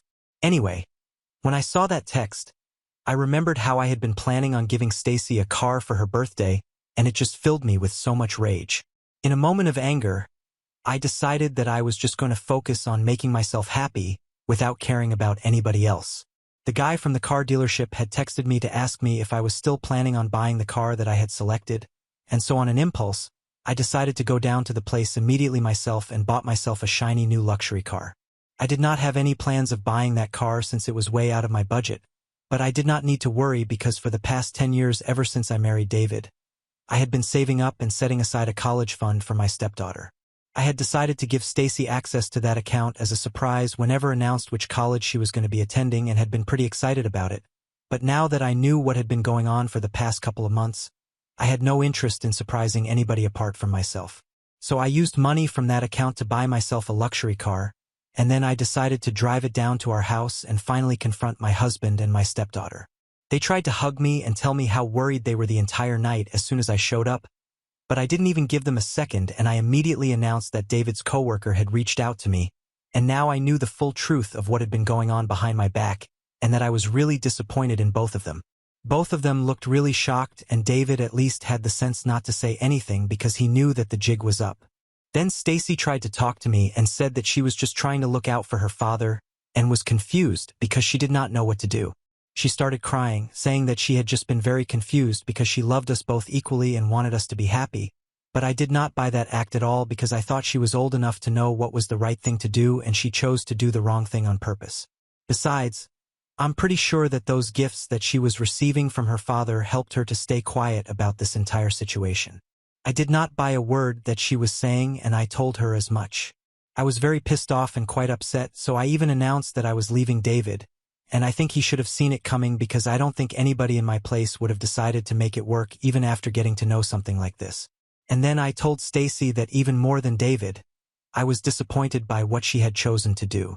Husbands cheat all the time and it's not the first or last time that this will happen to a woman, but I had always expected to have her back because even though we were not related by blood, I had never thought of her as my stepdaughter and had loved her just like my blood, probably even more. And it was her lies and betrayal that had hurt me even more than what her father had done. So I had decided that the college fund that I had been setting aside for her all these past years was not something that she was worthy of anymore, and I would be leaving both of them behind now. It was not easy for me to say that, and I almost choked up because this had been my family for the past 15 years. But after telling her this, I decided to walk out without even giving them a chance to explain and went back to the hotel. They kept calling me, but I did not stop, and they even followed me out, and I'm pretty sure they saw the new car I got and drove away as quickly as I could after that. I had wanted to block them, but I just couldn't do it because emotionally I'm still struggling to process whatever is going on with me. For the past 5 days, they have been trying really desperately to get back in touch with me and keep texting me almost every hour, keep trying to call me, but I just don't know what to say to them, so I just read all their messages and let it be. David had been trying to get me to forgive him for the first couple of days, but when he realized that it was pointless, he started trying to tell me that he was sorry about what he had done and knew that I deserved better. But he just wanted me to reconsider whatever was doing to Stacy because she was just a child and did not deserve to suffer because of what he had done. And even Stacy had been texting me along the same lines, trying to convince me that she had been wrong and she knew that, but she just wanted me to give her a second chance and that she had always thought of me as her mother and was terribly sorry about everything. I'd been ignoring all of that, but then yesterday I received a text from David that said that he was sick of apologizing without any response, and that he needed to know if I had any intention of coming back to the family or not. That really pissed me off because it was he who had messed up and now he had no right to take that tone with me. So I texted him back immediately and said that I had already spoken to a lawyer and filed for divorce, which was not true. I was still trying to process everything and hadn't had the chance to speak to a lawyer yet, but he didn't need to know that. Then he did not reply for about an hour, and when he finally did, he sent me a long message about how I was not just being selfish, but I was also the villain apparently for choosing to act this way. He said that he was fine with me filing for a divorce and choosing to leave him, but the fact that I was also choosing to leave Stacy behind just showed how selfish I was. He told me that apparently Stacy had been devastated ever since I had left, and the fact that I had even said that I was going to get the college fund that I had been setting aside for her had really hit her hard because he had also known about this college fund, and that was the reason why he had not bothered to save up enough money. I do recall mentioning the college fund to him several times. He knew that I had been saving it to surprise Stacy, but I did not know that he did not have any money set aside for her college tuition. Anyway, he told me I had said I was not going to give her access to the money. They had realized that they were in big trouble because he did not have any set aside and she had been thinking about going to college out of state, which would have been even more expensive. And she knows that she's going to get accepted in her college, but now there's a big question mark whether she's going to be able to go to the college of her choice or not because of the financial constraints. He thinks that I am a bad guy for rubbing this in her face and saying that I won't let her have access to her college fund even though I had been saving that money with the intention of giving it to her eventually, and the fact that I'm using this one little mistake against her to be selfish because he had seen my new car, it just doesn't make any sense to him and he thinks that I should really reconsider this. Now I feel very conflicted about what to do. The way he's putting it, I don't feel comfortable being the person who snatches things away from kids just to teach them a lesson or to punish them because I've never been that. I don't want to be that parent, but at the same time, Stacy is not exactly a child and she knew what she was doing was wrong. I don't know. I feel like she's disappointed me, so what I'm doing is not exactly all that wrong. I'm just very confused. Am I the a-hole for telling my stepdaughter that I'm not going to be paying her college tuition anymore after I found out that she had been helping my husband cover up his affair for expensive gifts? Update 1.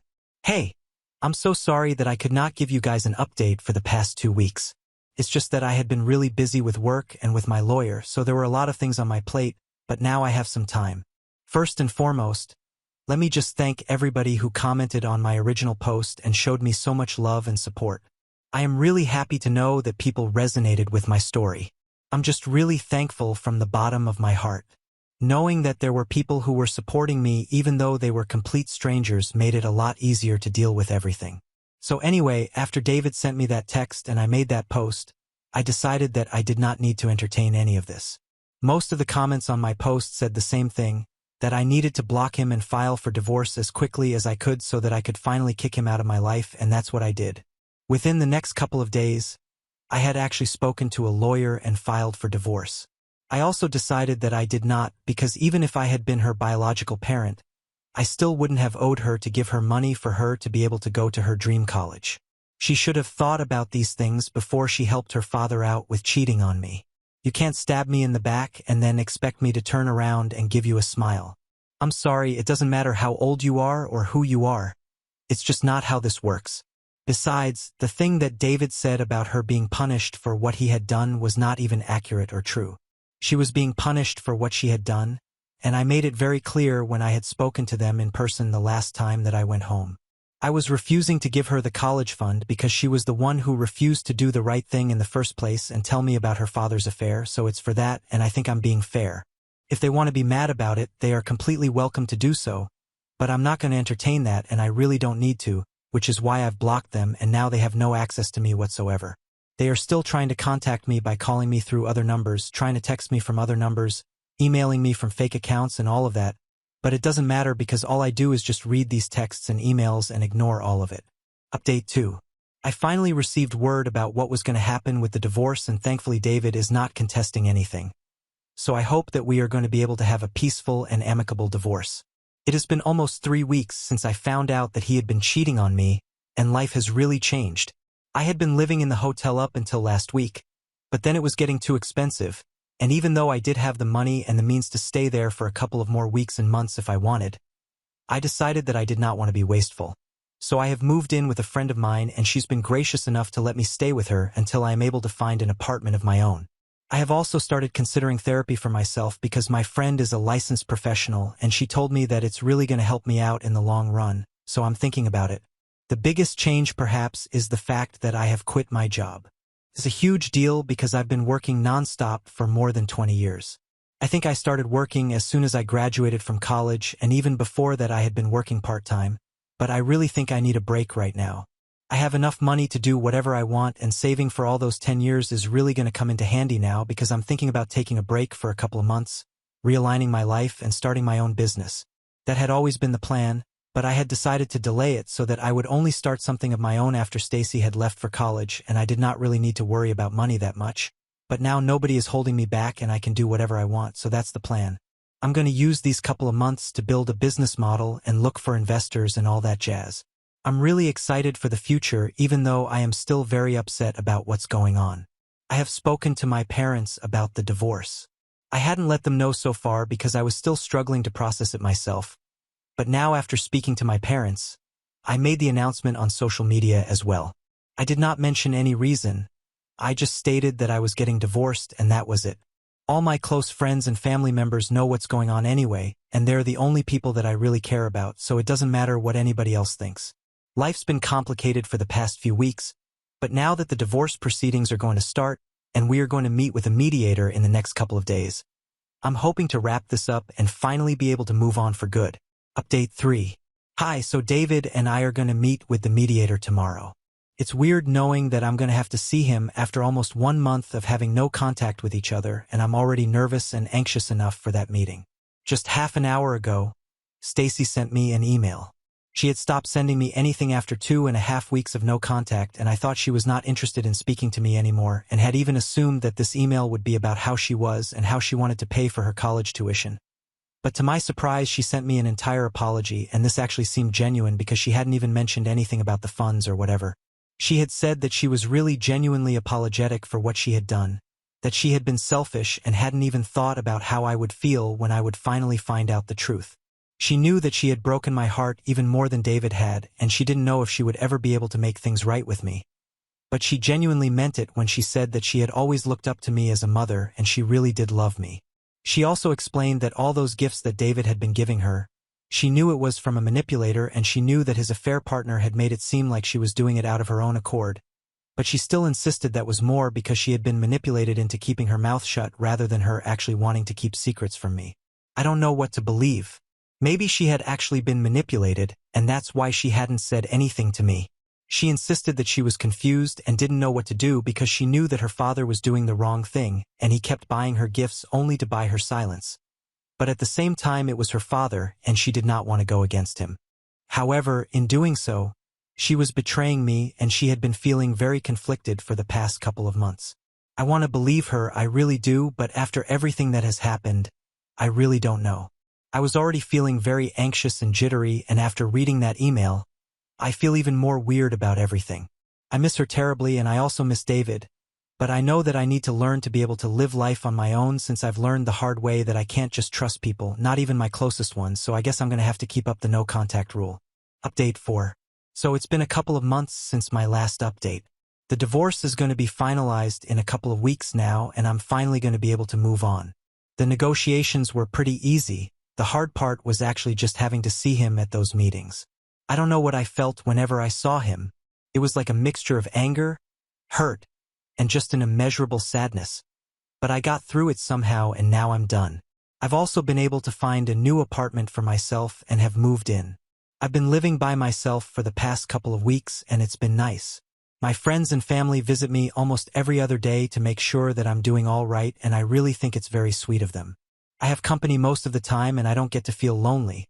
But I know that eventually these visits are not going to remain as frequent as they are now. But I'm going to have to make my peace with the fact that I am a single woman now, and I'm still trying to make my peace with it. I have also started therapy, and it's going to take a while for me to accept and process everything that has happened, but I know I'm going to be able to do it somehow. I have had no contact with David since the last mediation session. However, even though it's not easy, it's been different. In my last update, I said something about an email that she had sent me and how she had stated that she had been manipulated.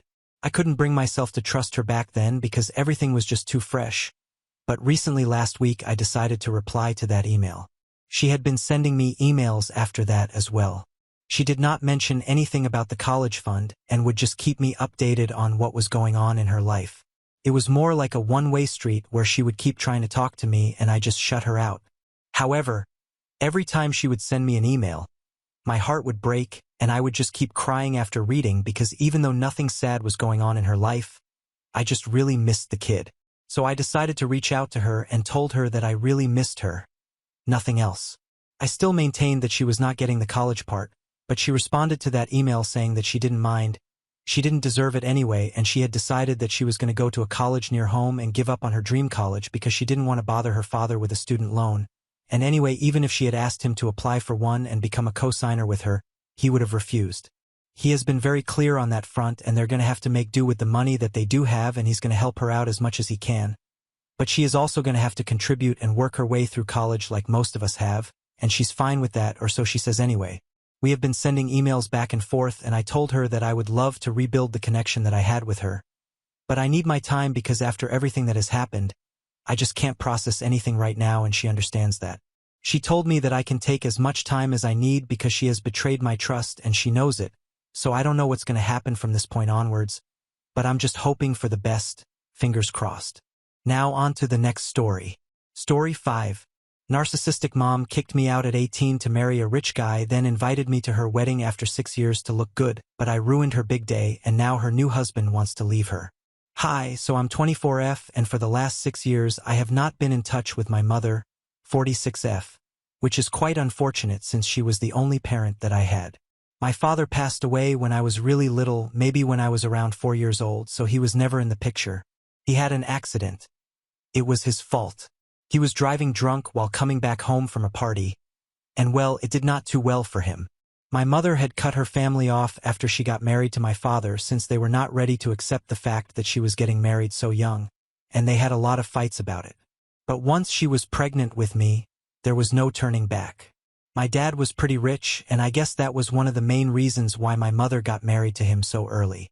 Regardless of my existence, getting pregnant with me was just an excuse for her to rush the wedding. At least that's what I'm guessing because of the way she treated me after I was born. I really don't think that she wanted me in her life. I never felt very connected to her, and it was definitely not my fault because honestly, she never showed me any love or affection that one deserves to have experienced as a child. I don't even think I can remember a time that she actually hugged me or told me that she loved me when I was little. I actually felt a lot more connected to my grandparents on my father's side of the family because most of the time I used to spend my day with them. My mother would go out for work and then return in the evening, but as soon as she was back, she would get busy again. She would either invite her friends or she would go out with them. It never seemed like she had any time for me. When I was really young, she would invite them over to babysit me and pretend to be on good terms with them and be really sweet to them, but as soon as I was little, she started leaving me home alone and I got really bored. So, I would end up going over to their house, and when I would come back, she would scold me for even though she knew that had nothing to do with anything and she was at home because she was not talking to me, she was busy with her friends. The reason that she did not want me to visit my grandparents once I got a little older and she didn't exactly need them to babysit me was because she did not want to come off like she was ill-treating me or something, which wasn't, I don't think so. But I do think that I was emotionally neglected in that household, and that's why I kept going to my grandparents.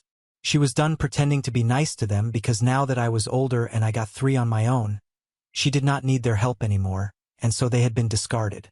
But I was not going to treat them the same way because for me, they were the only family that I had. My grandparents would never talk about my mother, and it felt like they would steer clear of the topic on purpose. It was not until later that I found out why. For almost 18 years of my life, I lived with my mother and managed to never form a real bond with her. We were related by blood, but that was about it. There was nothing more to our relationship than that. She made sure of it. I tried to reach out to her several times in order to connect, but as I grew older, it was harder for me to actually get along with her, and after one point we just stopped talking. We would only speak to each other if it was absolutely necessary and never otherwise. I did not have anything to do with her because everything that I wanted was mostly paid for by my grandparents. They were pretty. They could afford it. I did not want to ask my mother for anything either, regardless of how much she earned. I did not feel comfortable doing it because we hardly ever spoke to each other. We did get into a really big fight once though. I think I was in my freshman year and I don't remember what happened in detail, but I think I had asked her to attend some event that was participating in, and she had told me that she was going to go out on a date that day so it would not be possible for her. I found it really insulting that she was going to choose a first date over my event, and I told her that I was done with her and I wanted to move in with my grandparents because I did not want to live with her anymore since it was very obvious that she did not care about me. That day she told me never to say that again because regardless of who I consider family, she still was my parent, and she had apparently promised my father that I would live with her and she would be there for me. So we ended up fighting and it went on for a long time, but after that she started crying and completely broke down, or maybe she was acting, I don't really know, but watching her cry made me feel a little weak, and I ended up telling her that I wouldn't go to my grandparents. She made me promise that I would never bring it up again and I would live with her until I was old enough to move out. So, I ended up spending my life with her until she eventually decided to kick me out. My mom switched boyfriends pretty often, and I was aware of it. I never judged her for it because, honestly, I don't think it's my business. However, when I was in my sophomore year, she started dating Dale, 50M. I didn't think that this Dale guy would stick around for long because he was not exactly my mother's type since he was kind of short, and my mom really doesn't like short guys since she herself is almost 5 feet 9 inches in.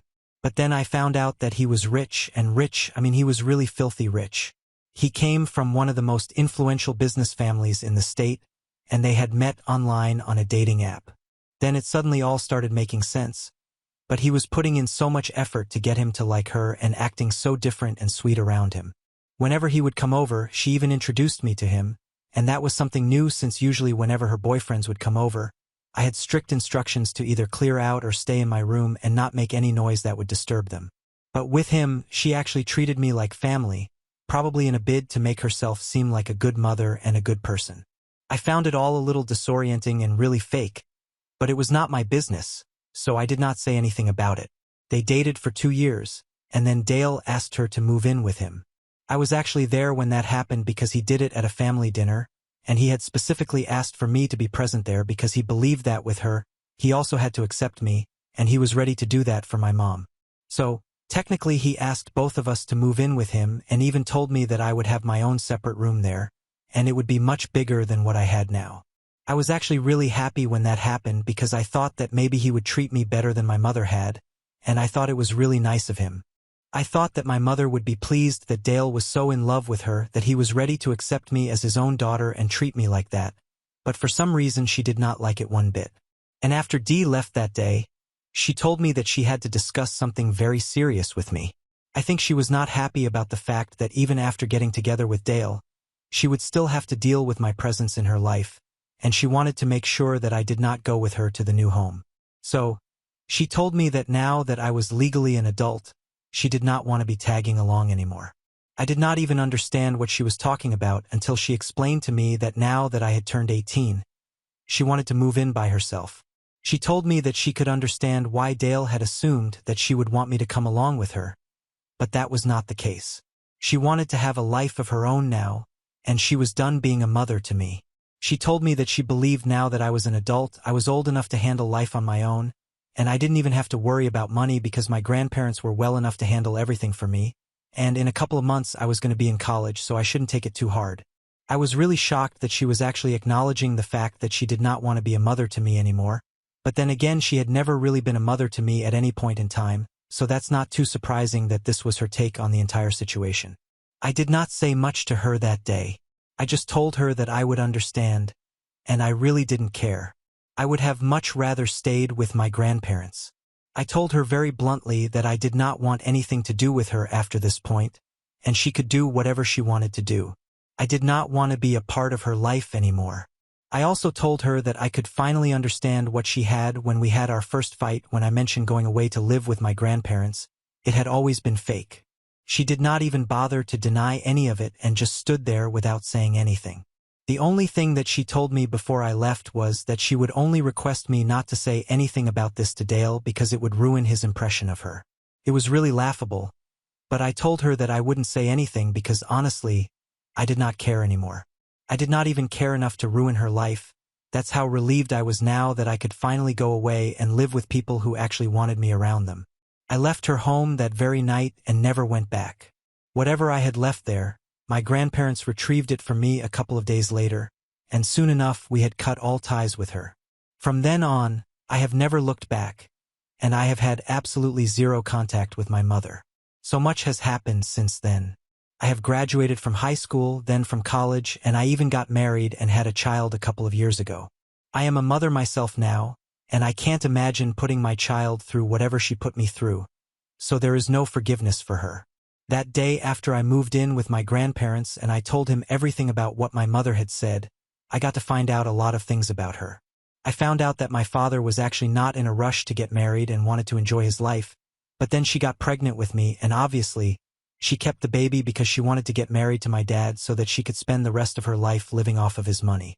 She had every intention of quitting her job and then staying at home with me, but then unfortunately my dad got into an accident, and then life took an unexpected turn for all of us, and for yours. My grandparents know to send her money for my expenses, which went into her own expenses. From what I know, she never spent a dime on me because anytime I wanted something, I would just ask my grandparents to buy it for me, and they would do it no questions asked.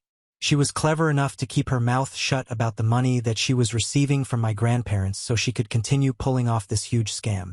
When my grandparents found out about it, they told me that they knew about this, but they really didn't want to fight her or argue with her. After my fight with my mother in my sophomore year, after which she had made me promise to never to talk about leaving her and gonna live with my grandparents, I never really brought up any of this with them anyway, but after I moved in with them, I realized that all of us had wasted a lot of time and money on that woman, and we were pissed about it, but there was not much that we could do. She had kind of played us all, good for her, I guess. At least after that, I knew where I stood, and I did not try to get back in touch with her ever again. I went to college on my grandparents' money and got a degree in finance. Then I got my first job, and there I met my husband.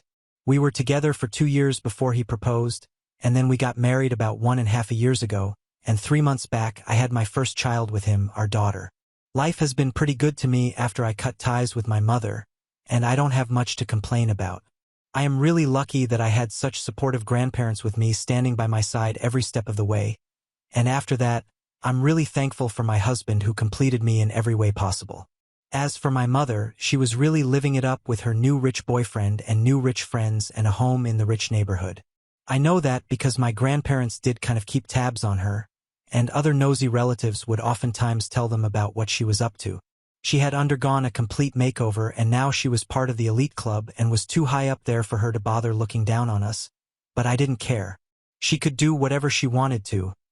It did not really make a difference to me since I was happy with my own life. I had a nice job and earned a decent amount of money. I had a great husband and a loving family. That's more than what I could ask for. I don't know how she might have explained my absence in her life to Dale, though. I guess she must have cooked up some story about me not wanting to come along with her and cut ties with her to make me seem like the bad guy and her seem like the innocent person in this whole situation. Anyway, for the past 6 years we have had no contact with her. But about 2 weeks ago, I received a phone call from her. And it was quite desperate since she told me that she really wanted me to attend her wedding that was happening in 1 week. I thought that it was a bit weird that she was inviting me on the phone in just 1 week before the event. When I asked her why, she told me that a lot of people had a lot to say about the fact that she was no longer in touch with her daughter, and in order to save face, she had to invite me and make sure that everybody knew that we did not have a terrible relationship so we could at least reconcile at the wedding for the public, and then we could go our separate ways once again. So, it was basically all to whitewash her image since people were raising questions about the reason behind our strained relationship. I thought that it was really bold to make such a demand after 6 years of not being in touch with me, and I was about to decline the invitation, but then I thought that I would go along with it and teach her a lesson for a lifetime. It was petty, I'll give you that, but I really just wanted her to know exactly what I thought of her. And so I did what I had to. So I agreed to attend the event, and she was quite thankful to me at the moment, not having any idea what was allowed to happen later. For the next couple of days we did not have any contact, and we then met straight on the day of the wedding itself. For the record, my grandparents did not know what was going to happen, and I did not tell them because I knew that they would discourage me from doing it, and I just wanted to do something bad for once in my life and get back at somebody who would put me down. I did not want to be the bigger person in this situation, basically. I told my husband what had happened, and he agreed to go along with my plan.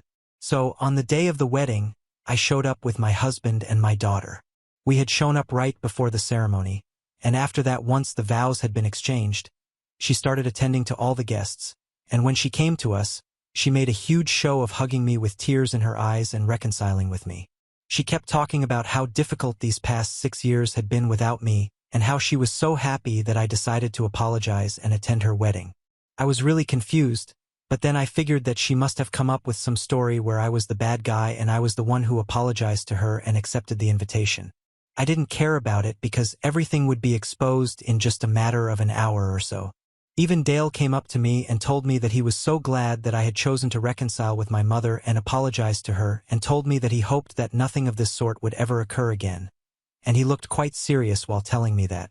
So, I'm guessing that she must have come up with something terrible that I had done to her or said to her.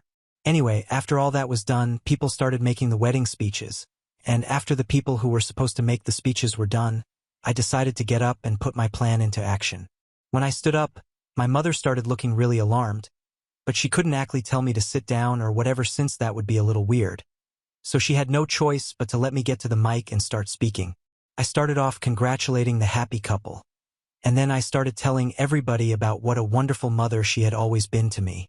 I talked a bit about how she had treated me when I was younger, and then I got to the part where she told me that I could not move into the new house with her and because she wanted a fresh start and she did not want to be a mother to me anymore. I thanked her for not giving me a room in the new house that day, and I told her that had she not done that, I might never have moved in with my grandparents and my life might not have been what it is today, and I really am thankful to her because I'm really happy with the life that I have now. I told her about my wonderful job and the people that I call family now and said that they are a billion times better than she could ever be to me. Then after I had one final look at everybody's shocked faces in the audience, especially my mom's, I decided to walk out of the wedding after congratulating her on her face. Then my husband and I drove home with our daughter and had a good laugh about everybody's faces at the event. However, now she is really mad.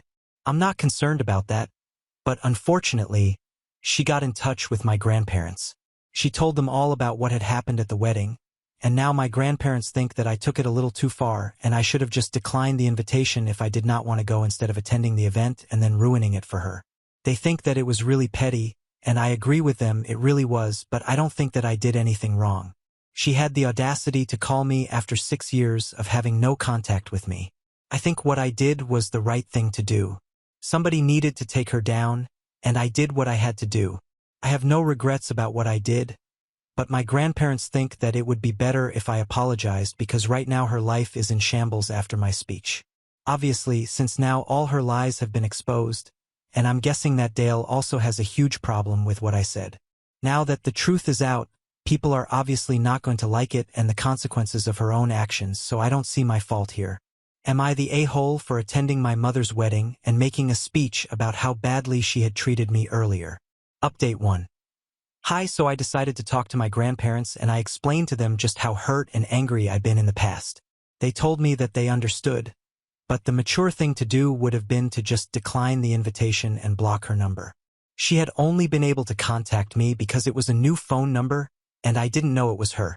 I was really curious, which is why I had even spoken to her instead of hanging up the second that I figured out it was my mother. Anyway, that's beside the point. My parents told me that they thought I was being a little too petty and that I was not fully over what had happened yet, and I told them that I wasn't. I don't think anybody in my place would have been either. It's been 6 years, but I spent 18 years with that woman, and it still hurts when I think about it because at the end of the day, she was still my mother, and she owed certain things to me, but she did not live up to any of my expectations. So, maybe I might have been petty, and I don't know if what I did was right or wrong, but one thing is for sure, it really made me feel better. It made me feel like I had gotten my revenge was not a good thing, but at least I did not feel like a total fool anymore. We had a hard conversation and we were able to talk about it. They apologized to me for judging me too hard and said that maybe they wouldn't understand what I was going through because they were in a different place in their lives, and it was okay for us to have differing views on what happened and agree with them as long as it does not get in the way of our relationship. So, for now my grandparents and I are cool. It has been a couple of days since the wedding ceremony, and personally, I haven't received any word from my mother yet. She had only been in touch with my grandparents, not me. I don't think she's going to get back in touch with me either after what happened. Update 2. Hello, so it has been a week since the wedding, and I guess I was wrong about what I said. My mother definitely did get back in touch with me. She really is absolutely shameless. She sent me a message from another number since I had blocked the previous one, and she probably guessed that this time if she tried to call me and I realized that it was her, I would probably block that number as well. So, she did the clever thing and decided to send me a message instead. In the message, she told me that I had absolutely ruined her wedding and now her entire family hated her. I don't even know who she's talking about when she says family because I know for a fact that she's not actually in touch with her biological family anymore, and I also know that she is not talking about me or my grandparents. So, I'm guessing that she's probably talking about her husband's family right now, and I think it's perfectly reasonable for them to hate her because the things that I said were not nice, but to be fair, the things that she did were also not nice and I just spoke my truth. So, if she wanted me to say good things about her, She probably should have coached me on what to say instead of just inviting me and expecting me to be fake after 6 years of no contact. She told me that Dale was also not speaking to her and they were supposed to leave for their honeymoon in a couple of days. So before that I had to fix the situation and tell everybody that I was just mad and I had only accepted the invitation because I wanted to ruin her wedding since I still resented her for what had happened all those years ago. I don't even know what she's talking about and she says what happened all those years ago. So there's absolutely no chance that I'm going to own up to mistakes that I have not even made. I'm not going to pretend to be the bad guy here just so she can save face, and the audacity to still expect me to be fake and cover up her lies. It's just insane how she's acting. I did not even bother to respond to that message and just blocked her. It's infuriating she thinks that she is entitled to anything that she asks for and I should just roll with it. At this point, I'm just considering sending that message to Dale somehow and forcing him to open his eyes and really see what a terrible person he has been involved with all this time. She is the fake one, she is the pretentious one, and she is the one who deserves every bad thing that is coming her way right now. I don't even feel sorry for her because she's never going to become a better person. Update 3. So I was about to reach out to Dale myself, but luckily he was the one who reached out to me first. It's been a couple of days since I read the last message from my mother, and I thought that they were going to leave for their honeymoon anyway because Dale has been with my mom for a really long time now, and I didn't think that he would believe her, but he does, which is why he reached out to me in the first place. He reached out to me on social media since he did not have my phone number and sent me a message on Facebook. He told me that he had decided to annul his marriage with my mother after the speech that I had made at the wedding. After that, he confronted my mother after the event and tried to get the truth out of her for the next couple of days. She had resisted really hard and tried to tell him that I was lying and that I was out of my mind and stuff, but I seemed pretty sane and reasonable at the wedding itself, so he found it hard to believe that I had suddenly just lost my mind. So, he kept pushing and finally my mother had to come out and tell him the truth. She confirmed that what I had said was indeed true and tried to defend herself by saying that she did not even want to be my mother anymore, since she was not cut out for that job, and she had realized after I was born. Now this did not align with the story that she had told him initially that I had decided not to move into the new house with the deal and had insulted her, called her a gold digger and a lot of other things. Apparently, that's the story that she had fed him for years, that I resented her for having a new boyfriend, and apparently I believed that this was a betrayal to my father. So now that the truth was finally out, he had decided to separate and part ways with my mother. He thought that it was important to tell me because I deserved to know this. He did not say anything else, but I'm just grateful that I was able to save at least one man by doing all of this. I really hope he finds somebody better. He seems like a nice person. I know what it feels like to find out that you have wasted so many years of your life giving to the wrong person. Anyway, I'm happy and I'm just going to move on from this now. Now on to the next story. Story 6. Joked about calling off my wedding, but my brother confessed his love for my fiancée while leaving his pregnant wife and convincing our family to disown us. So, I think I accidentally broke my family apart. Let me explain. At 26M, I got engaged to my beautiful fiancée, Olivia, 25F, 6 months ago. Olivia and I grew up together in the same neighborhood. We went to the same kindergarten and were basically inseparable till high school. We started dating when we were 18 and 17. We were in a long-distance relationship for 4 years when we were both in college, but the moment I graduated, I moved to her city to be with her and started my own business.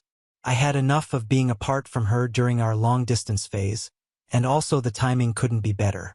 We lived together for a year while she finished nursing school, and I was working hard to build my business. It took a lot of hard work, but well, business had been good and Olivia just finished nursing school last year and started working as a pediatric nurse. At that time, it had been a year of us living together. I finally did what I had always dreamed of doing and proposed to her. Lucky for me, she said yes. Although we got engaged almost 2 years ago, we decided to first save up enough to buy a place of our own before spending money on a wedding because neither of us cared much about a big wedding. Everything was just perfect. It was exactly how I pictured things would be when I was young. We are both making good money, and we hoping that we could get married next year and maybe even start our own family. So yeah, things were going great. I never really thought a joke of all things could potentially ruin my life and turn my family upside down. But that's exactly what happened last week when I made a stupid remark at the family dinner. It was supposed to be a happy occasion. My parents had invited me and Olivia to celebrate their anniversary. They also invited my younger sister, Kate, my older brother, Jake, and his wife, Rachel. Jake and Rachel have been married for just around a year and a half and are expecting their first kid. I'm saying this now because it is important for you guys to know this before I get into what actually happened. We were all sitting around the table enjoying the food and the wine when my dad jokingly asked me and Rachel if we ever planned on getting married or was a permanent engagement of sorts. Before anyone comes at him saying he was being rude, I just want to clarify that my dad is a huge goofball. He has known Olivia since her childhood and already sees her as a daughter-in-law. He knew well enough that there was no question of us not getting married. He was just teasing us as dads do. I laughed, shrugged, and said something like, "Oh, it's a lot of work. Wonder if it's worth it. Maybe we should just call it off and save ourselves the trouble." I meant it as a joke, a harmless joke. I love Olivia more than anything, and I couldn't wait to marry her. I was just trying to lighten the mood to make everyone laugh. I was also sort of drunk and didn't realize at all that what I said could upset my fiancée. She's usually a very good sport and jokes around with me, but I don't know, it must have come across as mean and she burst into tears. I was horrified. I apologized immediately and told her that I was joking and didn't mean anything and that I couldn't wait to marry her, which is completely true, but she was very upset and ran out to the bathroom. I followed her, but she wouldn't open the door. I had to come back to the dinner table, and everyone was just horrified. No one finished their dinner. My mom and sister spoke to Olivia and told me she would like some time alone and would be staying over for the night. They said that I should leave and give her some space. I apologized to her again and left feeling really awful about what I just did. My fiancée is the love of my life, and hurting her is the last thing I would ever do. I came home and sent her a long text apologizing for what I said and assuring her that I would never say anything like that ever again. I had complete faith in our relationship and knew that although it might take some time, we would get through this and she would forgive me. I went to bed hoping to hear from her in the morning. To say that I could not have imagined how things would actually turn out to be like would be a huge understatement. It was quite late by the time I slept that night, and so I also woke up late. I tried to check my phone to see if Olivia texted, but saw that it was dead. Of course, I forgot to plug it in before I slept at night. I panicked wondering if I'd missed any calls or texts from Olivia while my phone was dead, and the moment I plugged it in, I saw that there were dozens of missed calls and texts, not just from Olivia, but also from my mom, my dad, my sister, and even my sil. I was terrified. I immediately called Olivia, but she didn't pick up, so I called my mom. The moment she picked up, she was practically screaming at me, asking where on earth I was, and everyone has been trying to reach me for ages. I tried to explain that I had just forgotten to plug my phone in, but she just told me to not waste any more time and to drive home immediately. I drove faster than I probably ever did and kept calling Olivia on the way, but she didn't pick up. This just made my anxiety worse, and I kept thinking of the worst-case scenarios, easily the most stressful 15 minutes of my life. I reached home, and as soon as I pulled over, I could hear screaming. You can imagine the effect that had on me. I ran home and made my way to the kitchen because that's where all the commotion was coming from. The whole family was there. Olivia was looking extremely upset, and my mom was screaming at everyone. My sister was the first one to see me and announced it to everyone. When my mom and Olivia saw me, all hell broke down. My mom started screaming at me, saying that my stupidity had destroyed this family forever. I was so confused. I asked my sister what was going on. She said that I would be better off asking my fiancé. My mom referring to Olivia as my fiancé was odd in itself. She has always been close and affectionate with her and called her Livy. I turned to Olivia and asked her to please tell me what was going on. She said that we should talk in private. My mother had stormed out of the kitchen by then, so Olivia and I went to my bedroom to talk. I was beyond stressed at this point and begged her to tell me what happened. She said that I should just calm down and hear her out. It was too late to calm down at that point. I told her that I was fine and to just tell me what was going on. She took a breath and told me that early in the morning today, she heard someone knock on her door, and when she opened it, she saw my brother standing there. She was a bit surprised and asked him what's up, and he said he had to talk about something important. She asked what, and he said it would be better if they could talk in private. She agreed, and they decided to take a walk together. Now this is where things went wrong. They had just walked around the corner of our block, and my brother asked her how she was feeling after all that happened last night. She said that she was fine and that she just had an outburst and had already tried calling me to talk. But my phone was off. She said that she was planning to go back home to me after breakfast. My brother looked at her for a bit and then started saying stuff like how he had seen us bias. He met me and Olivia for years and always thought that I wasn't kind to her and that she deserves someone who respects her and values her time. Olivia got a little uncomfortable and tried to defend me, saying how I'm just goofy at times and joke around. But I love her and would never try to hurt her. My brother interrupted her at that and said that she didn't have to pretend anymore and that she should raise her standards and be with someone better instead of settling for me. She was confused and weirded out and asked him why he was saying all that. He told her that there was no easy way of saying this, but he had been in love with her for years and always hoped that she and I would break up so he could ask her out, and only settled for his wife because we got engaged. Olivia was shocked. She told me that she initially thought that he was joking and laughed, asking him to stop messing around and even asking him if I had set this whole thing up to tease her. When it became clear that this wasn't a joke and that he was being genuine, she was horrified and was watching them from some hidden spot.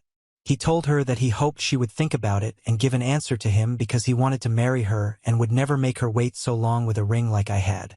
He said he had left my sill and would give her anything she wanted. He even went far enough to tell her that if she wanted to, they could elope and start their new life together away from all of us.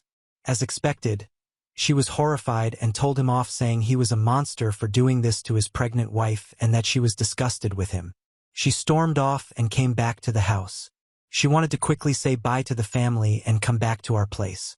She didn't want to tell anyone in my family about this, but it was already too late for that. Guess who she saw in the house when she was back? My Sil.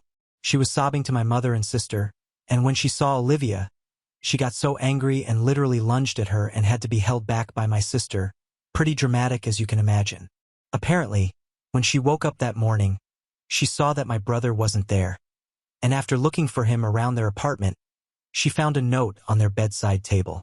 The note was from him, and he had written that he was sorry, but he couldn't live anymore and had to leave because this could be his only chance to be with Olivia before it was too late.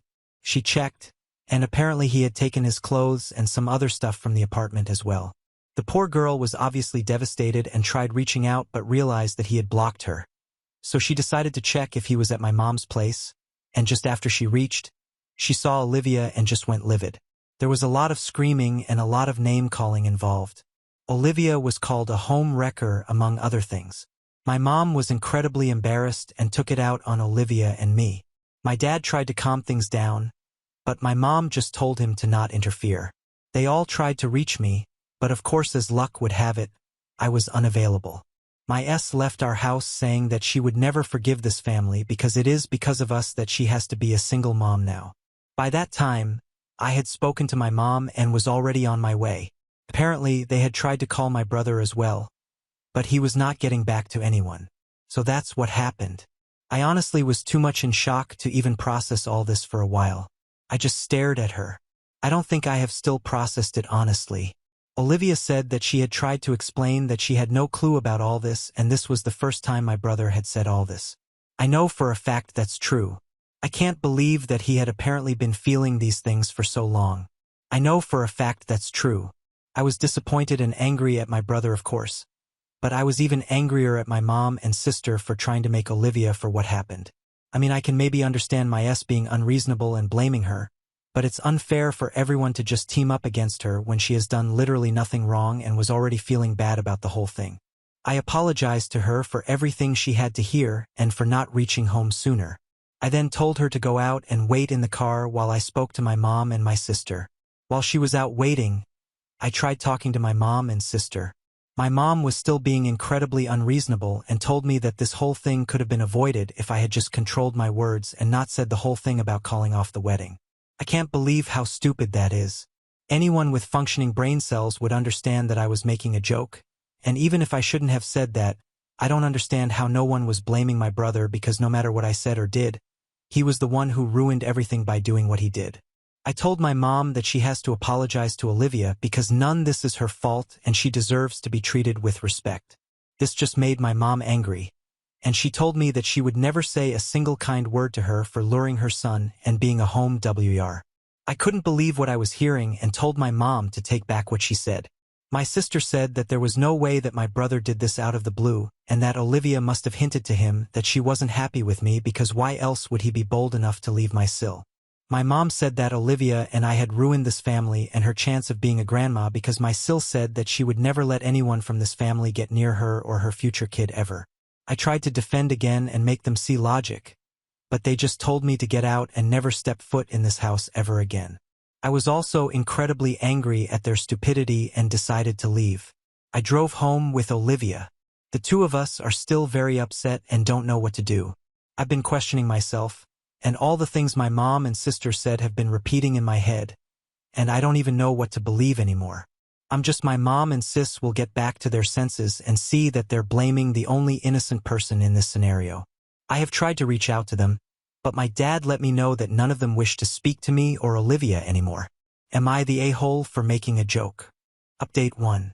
I just want to say that I'm really grateful to those of you who support me and think that I did nothing wrong that night at the dinner party. Some of you have also asked questions about why Olivia reacted the way she did after my joke. I didn't want to get into this because that is quite personal, but I've asked Olivia if she was comfortable with this being on Reddit, and she agreed. Also, yes, she has forgiven me for my joke. I told her that I know I was a giant douchebag and that I would never say anything like that ever again.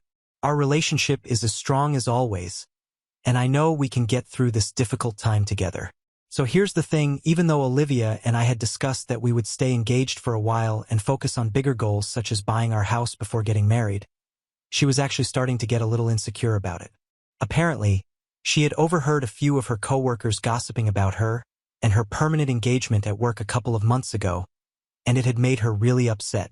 She tried to be reasonable and didn't tell me because she knew I would just tell her that we should get married immediately. But in her head she knew that waiting was the more financially responsible decision. Also, she had full faith in our relationship, but it was still something she was struggling with. I guess my timing was just wrong. She was already a little on edge when my dad made the joke about this being an eternal engagement but managed to keep her composure. I guess when I said something similar, it was adding insult to injury. She felt embarrassed and hurt, and it just brought her back to the day she heard her coworkers gossiping. I had no clue about all this. I honestly feel like I haven't been a very good partner to her for not noticing that she was upset. We talked about it and decided that we'll actually have a small ceremony sometime within the next 6 months so she never has any anxiety about it. For the past 2 years we have been talking about having a nice beach wedding once we have our house. But I think it is more important for our relationship to just have a ceremony with everything that has been going on in the family. Planning a wedding sounds extremely draining, but as long as I have her with me, I think I'll be fine. Also, to those of you asking why she stayed at my mom's place instead of going back to the apartment and making me stay home, guys, my family and I have known this girl for practically her whole life. She has spent countless hours in that house, and my childhood bedroom is practically her spot. She loves my family. Honestly, before that day, if anyone told me that my own mom and sister would turn against her and be so awful to her, I never would have believed them. This whole situation is extremely disappointing and has attacked literally everything I believe in. I'm concerned about my relationship. My family is not speaking to me, and I'm honestly still in the middle of processing what my brother did. Speaking of my brother, he hasn't been in contact with Olivia since that day. He is also obviously dodging my calls. I don't know where he is. I tried to talk to my family about him, but again, no one was willing to speak to me. My dad is trying to stay neutral but doesn't want to make my mom upset. Apparently, she is hysterical about the possibility of not being in her first grandchild's life. My dad also told me that they tried reaching out to my sil, but she made it clear that she was not interested in speaking to any of them. You could have given me a million years to guess, but I never could have guessed that my brother had a thing for Olivia. He is 4 years older than me. The three of us played together as kids, and like I have already said, Olivia and I have been very close literally forever, although we only started dating when I was in my senior year of high school. My brother has always been popular with girls and has had lots of girlfriends over the years, both serious and casual relationships. If he wanted, he could have asked her out before I did, but he didn't. I don't think I have mentioned this before, But Olivia and I took a break of almost a year during our long-distance phase before getting back together. He knew about that and never made a move on her, not even close. So honestly, it is beyond me how he just pulled this stun out of the blue. I feel absolutely awful about what he did to my Sil. Both Olivia and I tried reaching out to her to explain our side of the story, but she absolutely refused to talk to us. So after trying for a few days, we just decided to respect choice and not approach her anymore. I honestly don't know what to do about this situation anymore. I still believe that my fiancé deserves an apology from my family for everything she had to hear from them, and I will absolutely make sure she gets one. But for now, we have both agreed that it would be better to let things cool off for a bit before starting another fight. Update 2. Hello everyone. Sorry for the super late update, but honestly things have been incredibly stressful in my family, and I was not in the mental space to update the post again. I'm sorry to keep you guys waiting and appreciate your patience as I share more details about what has been happening in my crazy life. I can't believe I'm writing this, but my brother has returned to his wife. It has been a few weeks since the whole mess started, and apparently he turned up at his house last night and begged my still to give him another chance. He said that he wasn't thinking straight and that it was all Olivia's fault. He had the audacity to say that she had been giving him hints for years and that night it just got to his head, and he took that decision without thinking. I don't know how anyone can believe this joke of a lie, but apparently my S did. She decided to forgive him, but that's not even the craziest part. The real reason why I'm writing this update is because of my family's reaction to the news. Apparently, my S didn't want to be a part of the family anymore and wanted my brother to move out to another state and raise their kid away from my family. My brother tried to convince her to change her mind, and she agreed, but she had a condition. She said that she never wanted to see me or my fiancé ever again, and that she would only allow my parents and sister to be a part of the baby's life if they all cut me and Olivia out of the family forever. In her opinion, it was fair for her not to want to face the people who caused her so much pain.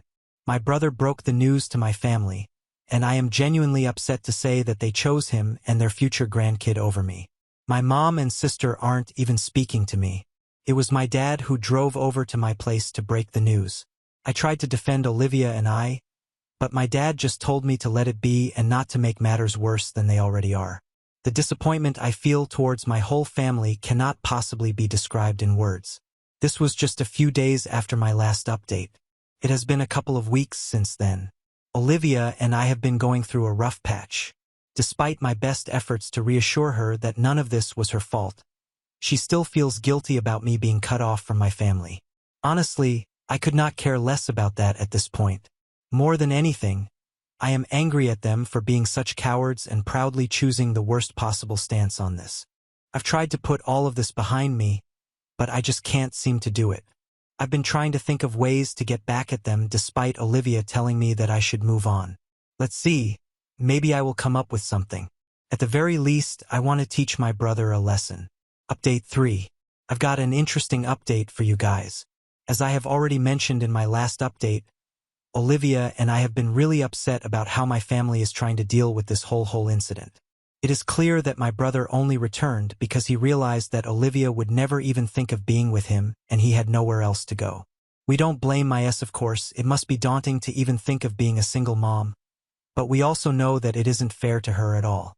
So amidst all this turmoil in the family, Olivia and I made up a daring plan to expose my brother's true nature.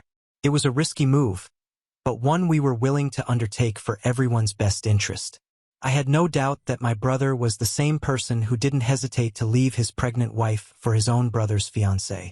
It was possible that he had a sudden change of heart, and well, if he truly did regret what he did and was a better man now, he would just prove it.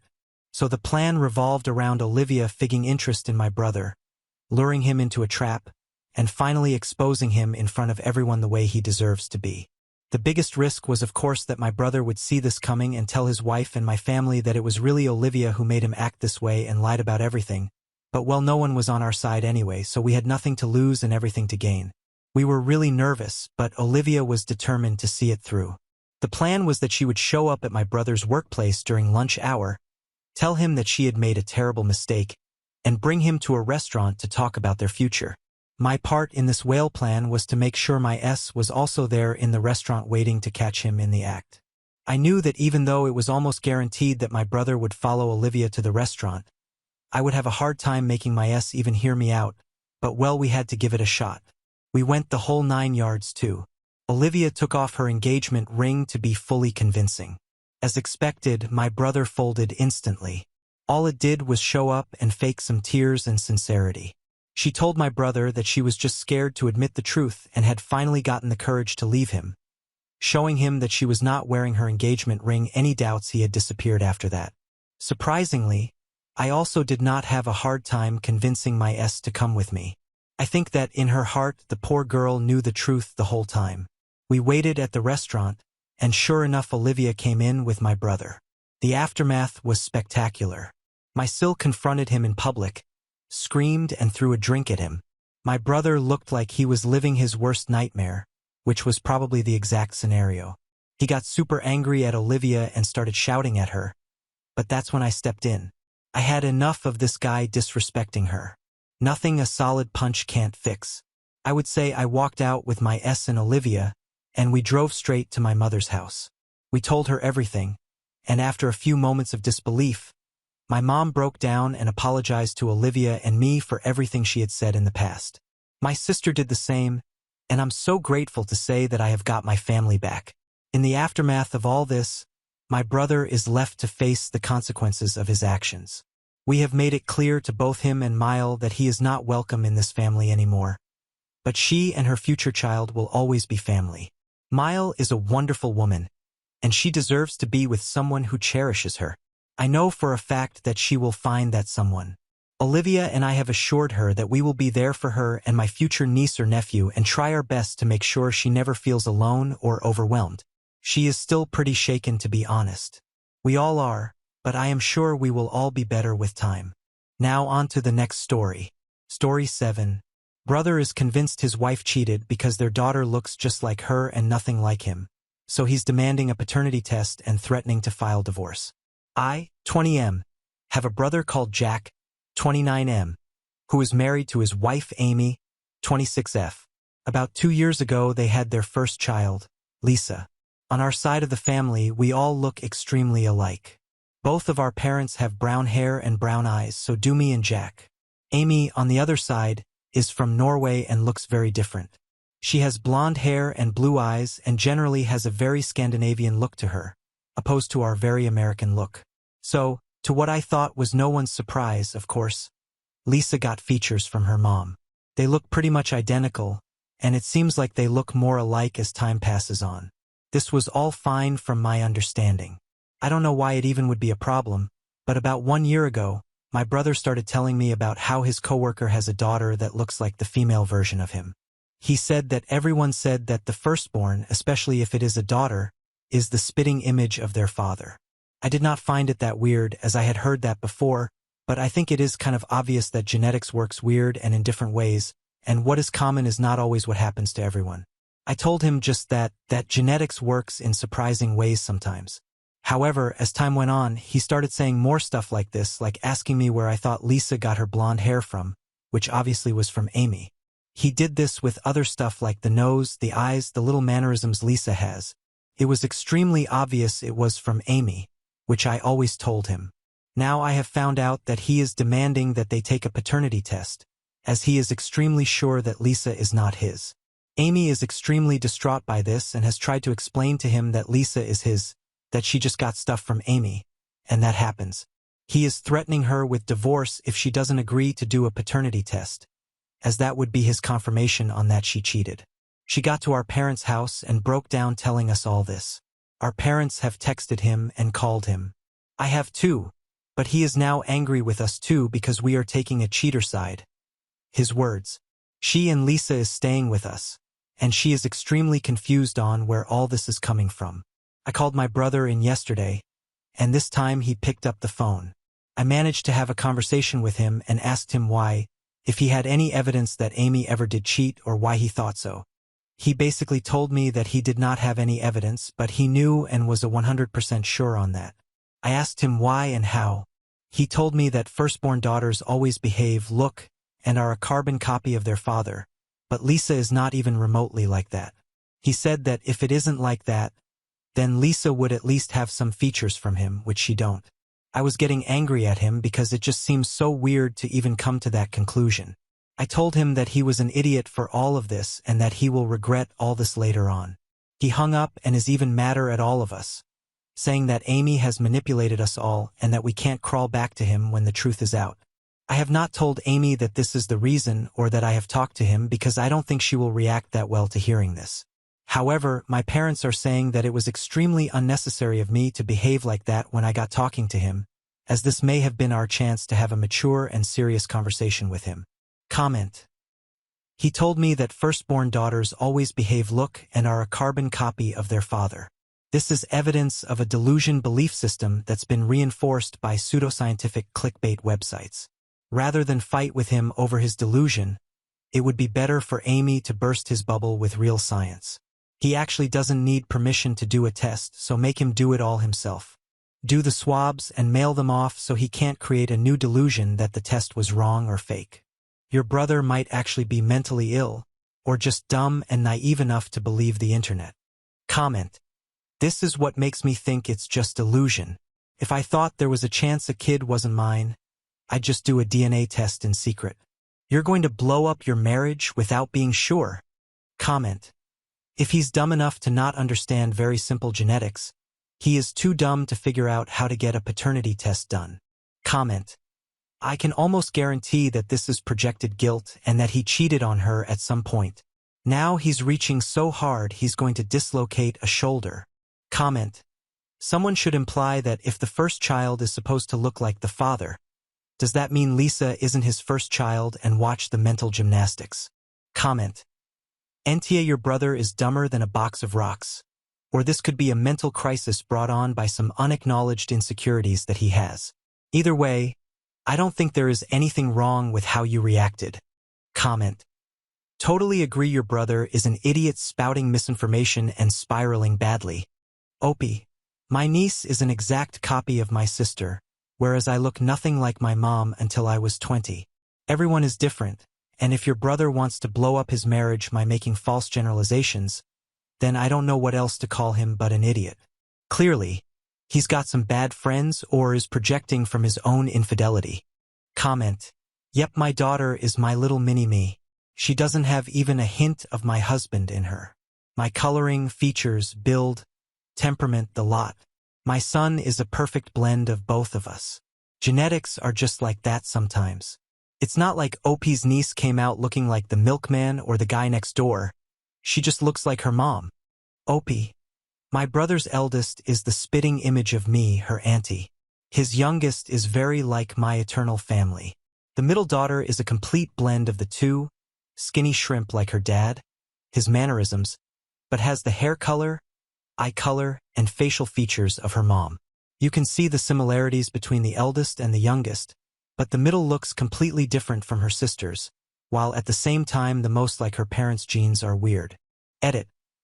I have seen a few comments about this and thought I would try my best to answer, but since I am just hearing about this from Amy and I was not there during the whole ordeal, I don't have 100% off the answers, and they are basically just what she has told me. He basically sat her down, told her that he was going to be honest with her. Then he said that he did not think Lisa was his, that he basically knew she cheated on him and that he would do a paternity test. He did not go behind her back and do it. Why, I can't answer. They then had a fight and I don't know who left first. I don't know exactly what was said. All I know is that my brother is at a friend of his and Amy came here. Amy is not upright refusing the test either, but when he brought it up, she was extremely hurt by him insinuating that she would cheat on him. She has been with my brother for 7 years. They had a seemingly great relationship up until this. She is mostly hurt by the accusations and that her relationship is most likely never going to be the same. She told me that the last couple years now just feels like a lie, that he for the most part thought she was cheating. Edit 2. Thanks again. I have tried reading everything both in the comments and messages. The test will happen. I will update in the meantime if anything happens that is worth updating for. If not, I will try my best to just update with the results when they are done. Thanks again for everything. Comment. Does your brother have any mental illness, because that seems like such a huge mental leap and his reaction seems very out of touch with reality. When the test is done and it shows she is his daughter, you better believe his wife will file for divorce. Opie. I know that he was diagnosed with anxiety disorder in his early teens, but he apparently got better when he was about 20. I did not know about it or really have any recollection of it since I was very young during this time, and they kept it away from me, but apparently it was really bad anxiety. It don't seem too far off to assume it could relate to what is happening now. Comment. Why didn't he just do the test himself? Why does his wife have to be the one to test their kid? He'd need to submit his DNA anyway. He told Amy he would do a fraternity test as he believed he cheated and that Lisa was not his. He said that he would do it, but he wanted to be truthful to her. I don't really know how everything went, but they have not seen each other since the fight. Update. Hi everybody who will read this update. I am sorry for the wait, but I hope I can answer it all. First things first, the paternity test was done, and the results got back. Lisa is my brother's, no doubt there. So some of you thought that my brother was cheating on Amy, and from what we all have gathered, he is not cheating on her now. To what drove him to this point, we think we know. I mentioned in a comment that my brother had anxiety when he was younger. Now I know that anxiety was more severe than I ever thought. It is most likely what happened again. His anxiety has mainly been pointed towards other people. He doesn't trust that they want what's best for him. One example they told me was that he apparently refused to sit beside someone in classrooms because he thought they would take their pens and stab him. This is just one example. He also believed that people were conspiring against him, especially close friends. So what happened was that one of his coworkers had brought their daughter to the office one day, and everyone talked about how his daughter looked like him if he was a girl and 30 years younger. After this, they apparently started talking about genetics in the lunchroom for some time. Like almost every dad showed pictures of their daughters who looked just like them, all moms showed pictures of their sons who looked just like them. Of course, this was not the case for everyone, but for many, this apparently sparked something in my brother. He started obsessing over genetics, and what confirmed his thoughts was that brown eyes and hair should outweigh blue eyes and blonde hair. He fed into these thoughts and obsessed over them for almost a year. Also, for why he just didn't do the paternity test, he wanted to show Amy how easy it was to not keep secrets. He thought that if he was honest about knowing about her being unfaithful and being honest about wanting a paternity test, it would be easier for her to come clean. It was also so that he could walk out of it knowing he did everything 100% right while she did not. Amy does not want a divorce right now at least, and my brother should be extremely thankful for that. They are going to both couples therapy and individual therapy. Amy for things unrelated and Jack for all of this and his issues with anxiety. They are going to live separate for a while, but they are very insistent on making this work. Jack is not completely fine, and while we do want to trust him, we think that the answer is from the paternity test is just breaking things down for him. We have tried to get him into therapy as quickly as possible, but we couldn't find any available appointments until next week, which is still quicker than expected. He is still very sorry for all of this. He had a very emotional reaction to seeing the test, and he kept telling Lisa that, "You know Daddy loves his little girl," when he was here. If there still are questions you want answers to, I will try to answer them as best as I can. Edit. I talked with my parents about it this week because to be it sounded like something more severe worse than just anxiety from what I read, but they told me that it was just anxiety, that it portrays different in different people, and that he just happens to be one of those affected by it more. I have never suffered from anxiety, so I kind of just took their word for it. If it is something more severe, I want him to get the help that he deserves. I will talk to Amy about this because she has also questioned if it is just anxiety. Comment. I really hope you can get your brother into neuropsychological testing for a confirmed diagnosis that doesn't sound like anxiety. It sounds like it's a different diagnosis with anxiety as a symptom that can be dangerous to others and possibly more so to your brother depending on his guilt and depression levels. Please get him help. Opie. I thought about that. I asked my parents if it was possible it could be something worse than anxiety, but they have been very insistent on that it is just a severe case of anxiety. I've never experienced it myself, but from what I have read, what he experiences sounds a lot more complex than anxiety. Comment. I'm sorry, but he apparently refused to sit beside someone in classrooms because he thought they would take their pens and stab him. Goes way beyond on the bounds of general anxiety. Bro literally blew up his entire marriage due to his paranoid delusions. Your brother needs serious help. Comment. Exactly what I thought, like that's not just anxiety, that's straight up paranoia and he really needs to address it. I just hope he does. Comment. My thoughts as well, these are outright paranoid delusions. Best guess is that the parents were in denial, so it went untreated until it escalated to this. Comment. But they told me that it was just anxiety, that it portrays different and different people, and that he just happens to be one of those affected by it more. That doesn't sound like anxiety at all. My brother is a schizophrenic, and before his first psychotic break, he was acting very similarly to Oop's brother. Watching someone's mind degrade is heartbreaking. My brother has terrifying visual and auditory episodes. He thinks he sees a black shadow in the corner of his apartment that follows him around and screams at him when he tries to sleep. Even when he's taking his medication and his mind is calmer, he still thinks it's there. It's so hard to see him suffer. I'm a little worried about the parents. I hope that they take this seriously because the brother needs help. Comment. Sometimes it's difficult to accept a diagnosis in a loved one, especially when it concerns mental health. Comment. I find it difficult to believe the parents are taking this seriously. If Oop has all the factual information, it sounds to me like he's never gotten the help he needs. I've been around a few different blocks, and it sounds like the family is hiding or just obstinately anti-why. There's no mention of medical intervention, which I would be pushing for with his paranoia and apparently at times delusional behavior. I've been over by improper diagnoses. I get it for the parents though. For my own dog, I will literally push until I get acceptable resolution. They are either lying or they never pushed in. Comment. A lot of parents do not take the mental health of their son seriously at all. It's a compounding problem. Now on to the next story. Story 8.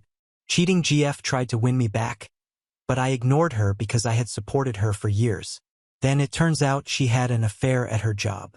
My 24-year-old male partner, 30-year-old female of 4 years, had an affair with a colleague, 22 to 23-year-old male, on a mine site. We started dating on September 2018 on my birthday, so the day has always been extra special to me. My partner does rostered work. She works 8 days on a mine site and is back 6 days off. I work a decent 9 to 5 job, so we are both pretty well off.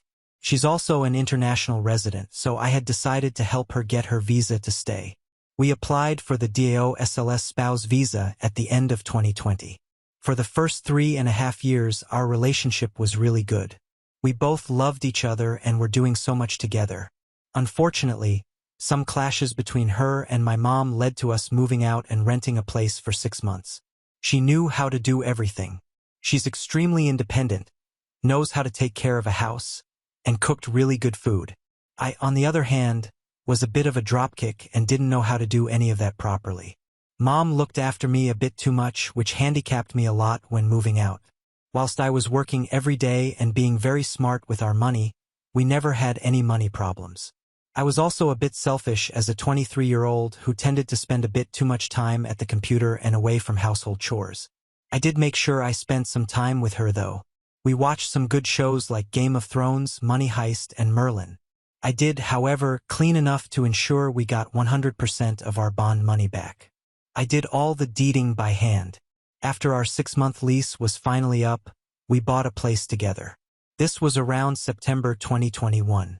She started her mining job around December 2021, and me still being a dropkick, didn't do much of the housework, although I did learn to cook some dishes as I needed to make sure I kept myself fed whilst she was on site. But I still didn't do the laundry or vacuum and mop the floor because my standard of cleanliness was so much different from hers. Instead, I spent my time learning how to invest because she told me she wanted to make a lot of money. I designed an investment plan just to suit her. I enjoyed investing a lot, but not so much in cleaning. Come April 2022, and she breaks down in our bedroom at my lack of help around the house. She tells me she's incredibly stressed with having to come back and do all the housework after 8 long days on the mine site. At this stage, I finally wake up and become the adult I should have become long ago. I started vacuuming and mopping the whole house once a fortnight and doing the laundry every week, making sure she has an empty basket to work with when she came back. It was like a switch was flicked on in my head. I should also mention that sex was non-existent in the last year of our relationship. She didn't want to take the pill due to side effects, although she was on it periodically for the first 3 years, and we had sex then. I went to buy a pack of condoms, But then she went and hid the condoms when we were about to have sex, so I just refused to have sex with her because I didn't want to have unprotected sex and risk pregnancy. She even suggested that I take the male version of the pill that makes my sperm infertile or something. I don't even know what she was on about there. I kept up my routine, making my own lunches and maintaining the house while she was away. I finally become an adult that could survive on their own, but the relationship didn't seem to improve. Slowly, over time, she stopped cooking for me and didn't like me touching her in bed. She also gave me her cheek for kisses instead of her lips. Looking back, these were all red flags, but I was blinded by love and my desperation to save the relationship. I kept up with the cleaning and maintenance. She even went back on the pill to balance her hormones, or so she claims. I tried initiating sex with her again at this point, but she refused. Then came September 17, 2022. I was mopping the floor in my computer room and couldn't use it because the floor was wet. I went to use her laptop instead and saw everything in Messenger. She had been in a casual but intimate relationship with a man on the Mind site, a little bit younger than me. The text messages were extremely explicit. I saw they had this going on since late July. I couldn't go any further back because I was about to throw up. I confronted her about it that night, and she told me she had been extremely stressed with work and had fallen out of love. I didn't understand. She loved me when I was a total dropkick. All of a sudden, I become this mature and capable adult, but she doesn't love me anymore. I was a total wreck for the next week and couldn't sleep well. I decided to call things off with her. I cannot be with someone who commits infidelity. We are going to split up our assets and go our separate ways. She told me she wants to remain as friends, but I don't think that's going to happen anytime soon, nor do I think that's a good idea for either of us. This also has implications for her visa. She is currently on her temporary visa until the end of November this year, at which point we are supposed to sign off on some documents so she can get her permanent residency. I told her I refuse to sign any documentation as I basically have to lie, which can get me sent to jail along with a big fine. She may still be able to get her permanent residency if the department decides to award it to her, but she is at a much greater risk of having to go back to a student visa, which means she will lose her mining job along with her life savings, of having to enroll in some course she doesn't want to complete, and pay international student fees which are bloody expensive, along with wasting years of her life just to progress her spouse visa, all for nothing. Despite the harm she has inflicted on me, I hope she gets her permanent residency. It doesn't affect me either way whether she gets it or not, but at this stage, I have no influence over it because I have already withdrawn as her sponsor. I cried multiple times in front of multiple people. I cried because the vision I had had of us being together with our many successes around us is now impossible. I cried because I was forced to make decisions that would either harm myself whilst benefiting her, or harm her whilst benefiting myself. I cried as I enter the empty and dark house after work is done, knowing that she is living with her friends and I am alone. I will be moving back to my parents in a few months' time.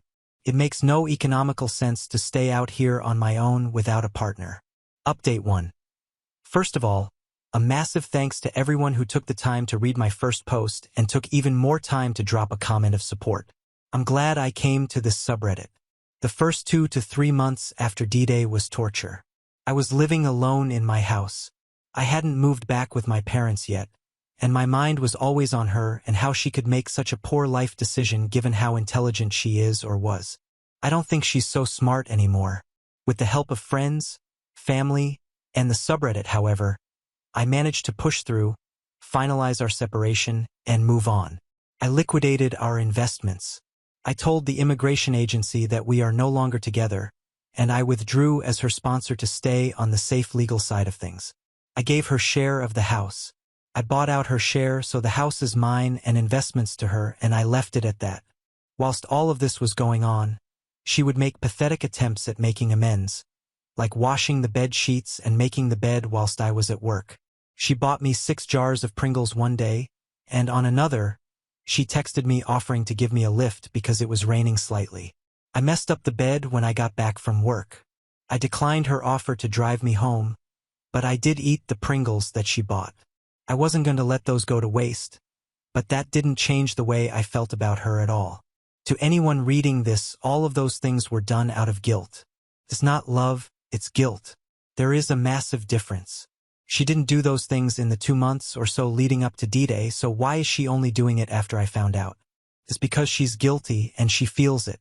For those who read the first post and are curious as to whether she'll be sent back to her home country or not, the only update I have on that is that she got her visa from the immigration agency. So, from my POV, it looks like she'll be here to stay. She called me after work to tell me the immigration agency decided to give it to her. I don't know how true it is though, nor do I care too much at this point. Fast forward to November to December 2022. I've moved back with my parents, and I started renting out the house that we were staying at. I kept myself busy by meeting up with friends, playing some new games, learning to cook some new recipes, started 3D modeling, and going to the gym. Day by day, things got better, and as my love and ability to give about her dwindled, I started to see more and more just how bad of a person she was. I remember how she would come back home just to pick on the smallest of things, just to make me feel bad and to give her superficial reasons to cheat. I remember how she refused to kiss me on the lips in the last few months of our relationship. It was heartbreaking to come home after a long day of work just to have her not wanting to kiss me. I remember how she wouldn't even acknowledge me when I would walk through the front door and just sit on the bed with her laptop, pretending I don't even exist. Well, that's all in the past. I have better things to do and better people to get involved with. Thanks for reading, and for those who had just gone through D-Day recently, there is light at the end of the tunnel. Find some hobbies, go to the gym, talk to family and friends, go for a walk, go to the markets, listen to music, play some games, read a good book, start a small herb garden, hell, go to work even just to keep your mind busy. Literally do anything except dwell on your broken relationship. Now on to the next story. Story 9. Caught my fiancée cheating on me with her toxic ex-boyfriend after she lied about working late, so I ended our engagement in front of everyone at our Thanksgiving dinner. My 28 male fiancée, 26 female, and I met at a bookstore about 3 years ago. She was working there at the time and I was going to pick up some new books. She was stocking the shelves, and I saw her and thought she was cute. I asked her for some help looking for a particular book, and we walked off together. We started talking, and I asked her for her number, and things took off from there. I proposed to her about 2 years into the relationship. I knew from the moment that we met that she was something special. I knew I wanted to be with her, and I saw a future with her. Our relationship was great from the start, except for a few issues that we had to work through based on her past relationship. Her ex-boyfriend, who we will call Ben, was her first serious relationship. They were together for 7 years, and throughout the entirety of it, he was cheating on her and treating her like garbage. She was single for about a year before we met. During that time, she said she did a lot of self-discovery and healed from the relationship, though it didn't always seem like that to me. I never gave her any reason to suspect that I was cheating on her, and I treated her like a queen. The only issue that ever came up was when she started to feel insecure about herself. The relationship she had with Ben took a toll on her, and there were times when she thought that she wasn't good enough to be with someone like me. Ben was AS. He couldn't hold down a job. He was sleeping with anybody that would pay him any attention, and he berated her for the smallest things. I didn't do any of that. I had a great job. She was the only woman for me, and I made sure she knew how wonderful I thought she was. I would treat her with respect, and she wasn't used to it. I knew she had a lot of trauma from that relationship, and I did everything in my power to help her get through it, but I could only do so much. It was on her to take care of her trauma and recover from it. As much as I loved her, it didn't seem like she was willing to take those steps. I hate even saying it because it sounds so insensitive, but it's the truth. I suggested that she go to therapy or see a counselor, but she would tell me that she couldn't afford it. I even offered to pay for it, and she didn't want to do that. All I could do was hope the situation would get better over time. I worked a regular 9-to-5 job in the office, and she was working at the bookstore. Her hours were less regular than mine. Some days she would go in around 10 a.m., and some days she would go in around 2 p.m. I was always at work when she was leaving, regardless of the time, but I always picked her up afterward because she didn't have a car because she took public transport. We shared our locations on our iPhones, so I could always make sure she was safe. It's not something I normally would have done in a relationship, but she had several run-ins with creepy passengers on buses, and it made her nervous. I also like having that peace of mind. Around the holidays, with Black Friday coming up, she was picking up a lot of extra hours preparing for Black Friday sales. Part of that included optional late-night hours that allowed her to prepare new displays and unpack the large quantities of inventory the store received before the sales. When she did that, I didn't see her for dinner or anything like that. I offered to pick her up when she was off her shifts, but she told me that she didn't want to disturb me, so she just planned on taking Uber. I didn't want her to get into some strange man's car in the middle of the night and have something happen, so I stayed up for her regardless. I told her that was the plan, but she insisted on me not picking her up because she didn't want to bother me. The first night that she was gone, I checked her location around 11 o'clock when she was supposed to be clocking out, and I saw that she was at the bookstore. I could see the location updating every few minutes when I checked it to show was in a car on her way home. Everything looked good, so I was less worried. One week she told me that she was only scheduled to work late 3 days. But on Thursday, she told me that she would be working late again. I wasn't immediately suspicious about it because it seemed like a normal enough thing. I figured maybe another coworker called out or decided they didn't want the extra hours after all. That night, I did what I always did when she worked late. I was up and around the time she was supposed to be coming home. I looked at her location only that time she wasn't at work. She was at Ben's house. Right away, I was wondering what she was doing there. Surely, if she had to go over to his house for anything, she would have told me about it. It feels silly to admit it, but I didn't even think that an affair was possible. It never would have crossed my mind that she would be cheating on me with him. I waited for the location to change for about half an hour, and it didn't. It wasn't moving at all. I felt weird looking at her location without her knowing, so I waited about 10 more minutes until she would normally be home, and I called her. She didn't answer. After that, I started to worry. She never ignored my calls or messages. I knew that Ben didn't have her best interests in mind whatsoever. From what she described, he was never violent with her, but he didn't want her to leave him. I ran through countless different scenarios in my head about what could have been happening. None of them involved her cheating on me. After the location hadn't moved and she didn't answer my calls, I decided I was going to go see for myself what was happening. I drove over to the house and saw a car in the driveway, so I assumed that Ben was still there. When I checked my fiancée's location, she was still inside the house. I approached the front door, but before I could get there, I heard music coming from the other side. It was the type of music you would have on a sex playlist. It was then that I realized nothing nefarious was happening, and she could have willingly gone there to have an affair. I was frozen for a moment. I didn't know exactly what to do.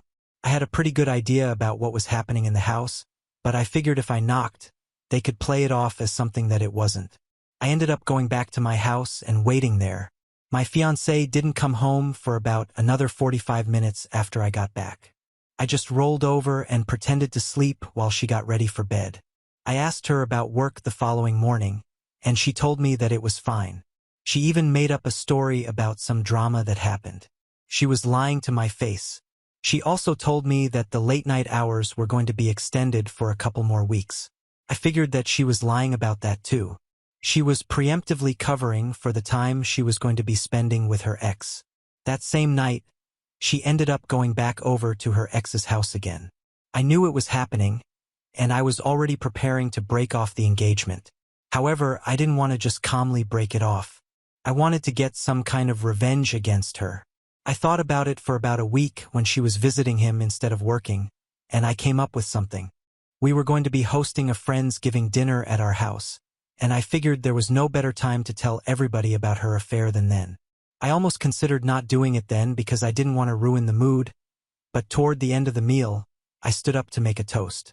Everybody thought I was going to toast to friendship and my loving fiancé, but I ended the engagement right there. My fiancé was shocked when I made the announcement. I think she thought it was a joke at first, but it definitely wasn't. I elaborated by explaining that I knew she was going over to her ex-boyfriend's house. My fiancé tried to defend it, but she couldn't come up with a good excuse. I just told her that the engage was off and that she could go stay with Ben if she wanted to be with him so badly. After that, she ran off to the bedroom to go and hide away from everybody because she was humiliated. Everybody else packed their things and left shortly after. When they were all gone, she came back out and yelled at me for humiliating her in front of all of our friends. She told me that she was sleeping with him again, and that was all that it was. She tried to make it seem like, because there was nothing emotional involved, it wasn't an affair. I didn't believe that there weren't emotions involved. They were together for a long time, and she stayed with him through a lot of stuff. She had to have had serious feelings for him to put up with as much as she did. I told her that I wanted her to get out of my house, and I gave her a week to gather all of her things and leave. She did end up going back to Ben. I think they're still together, but he definitely hasn't changed his ways, so she must be miserable with him. All of the friends that were with us were definitely on my side. Some of them have tried to make excuses for her behavior by telling me that she might have been manipulated into getting back with him, but I still don't care what the reasoning behind it was. She cheated on me with a man who treated her like garbage, and I just couldn't be with a cheater. Now on to the next story. Story 10. Boyfriend only eats pizza and threatened to expose my past when I tried to leave. I, 24-year-old female, am dating a 25-year-old male, an almost unreasonably picky eater, and I'm pretty much at the end of my rope. I, 24-year-old female, met Jake, 25-year-old male, about 2 years ago while out and bonding over the fact that we graduated from the same college. We went on a couple of dates, and we were getting to know each other when he let me know that he had more or less eaten pizza every day for the past 3 years. I didn't love the idea, but I thought he was pretty cool besides that and figured it was just a little quirk he had, that he was exaggerating, and that the dude just really liked pizza. He was not. He eats it every single day without fail.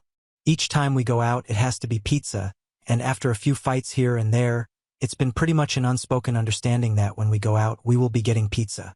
Also, it's not just any pizza. He's even picky about his pizza. He'll make us go to a few totally inconvenient pizza places that require a subway ride trip and are far from where either of us lives. We live in NYC, and I'm sure most of you know you pretty much can't pass a single block without stumbling upon a pizza place, so it's not like these places are our only options. I can name all the foods he eats on both my hands. All are simple carbohydrates, but pizza is his absolute favorite. For the others, he'll just settle to eat if pizza is not immediately available. No vegetables, no fruit, no protein whatsoever. He absolutely refuses to even try them despite never trying most of them before. I've tried to push his boundaries gently, but it always fails, and the one time we went somewhere I wanted to go, he pouted the entire time and ordered French fries. He's promised to be more open and that this pizza thing won't be forever, but that it's working for him now, whatever that means. He claims to be high-functioning on the spectrum, which honestly I'm not totally convinced of, but that's another story, and that's why he can only eat pizza.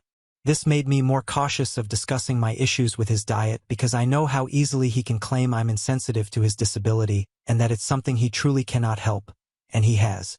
I do firmly believe he has some sort of avoidant eating disorder that is clearly not debatable. I've more or less dropped it because it always starts a fight, but the resentment is still there. Something I wasn't totally sold on when we first met but convinced myself was a small quirk is turning into genuine disgust and bitterness towards him and his unwillingness. I guess he thought I got over it since I stopped bringing it up as much, and he informed me of his plan to stop eating pizza every day after 10,000 consecutive days of eating pizza.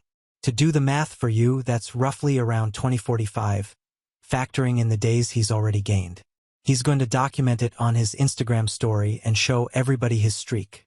He seems so proud of this idea and commitment, and I'm genuinely stunned he thinks this is just some interesting, cute little tidbit about him that people will support because he's such an offbeat guy. I could not believe what I was hearing. Taking away the inconvenience of always having to eat where he wants to eat, not being able to cook for us, and me being bored stupid over eating the same every time, it's simply not healthy.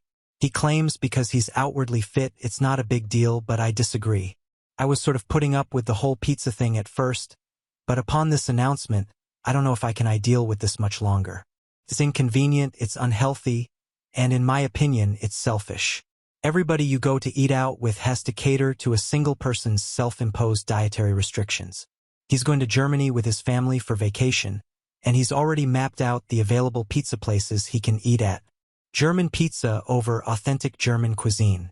It very well could be something he can't help, and he has claimed to be getting help through therapy with it, but I'm seeing no progress, and honestly, I don't think he wants to and only says he's working on it to plate me. He talks about having a future with me and having kids, and there's no way I would even consider that if he continues to commit to this streak for fear of setting a bad example for our children's eating habits. We don't live together and only see each other about 3 times a week, and the pizza thing is driving me crazy. He proposed moving in together, and I immediately shot that down for the time being. If I can barely handle it now, I know living together would only amplify it.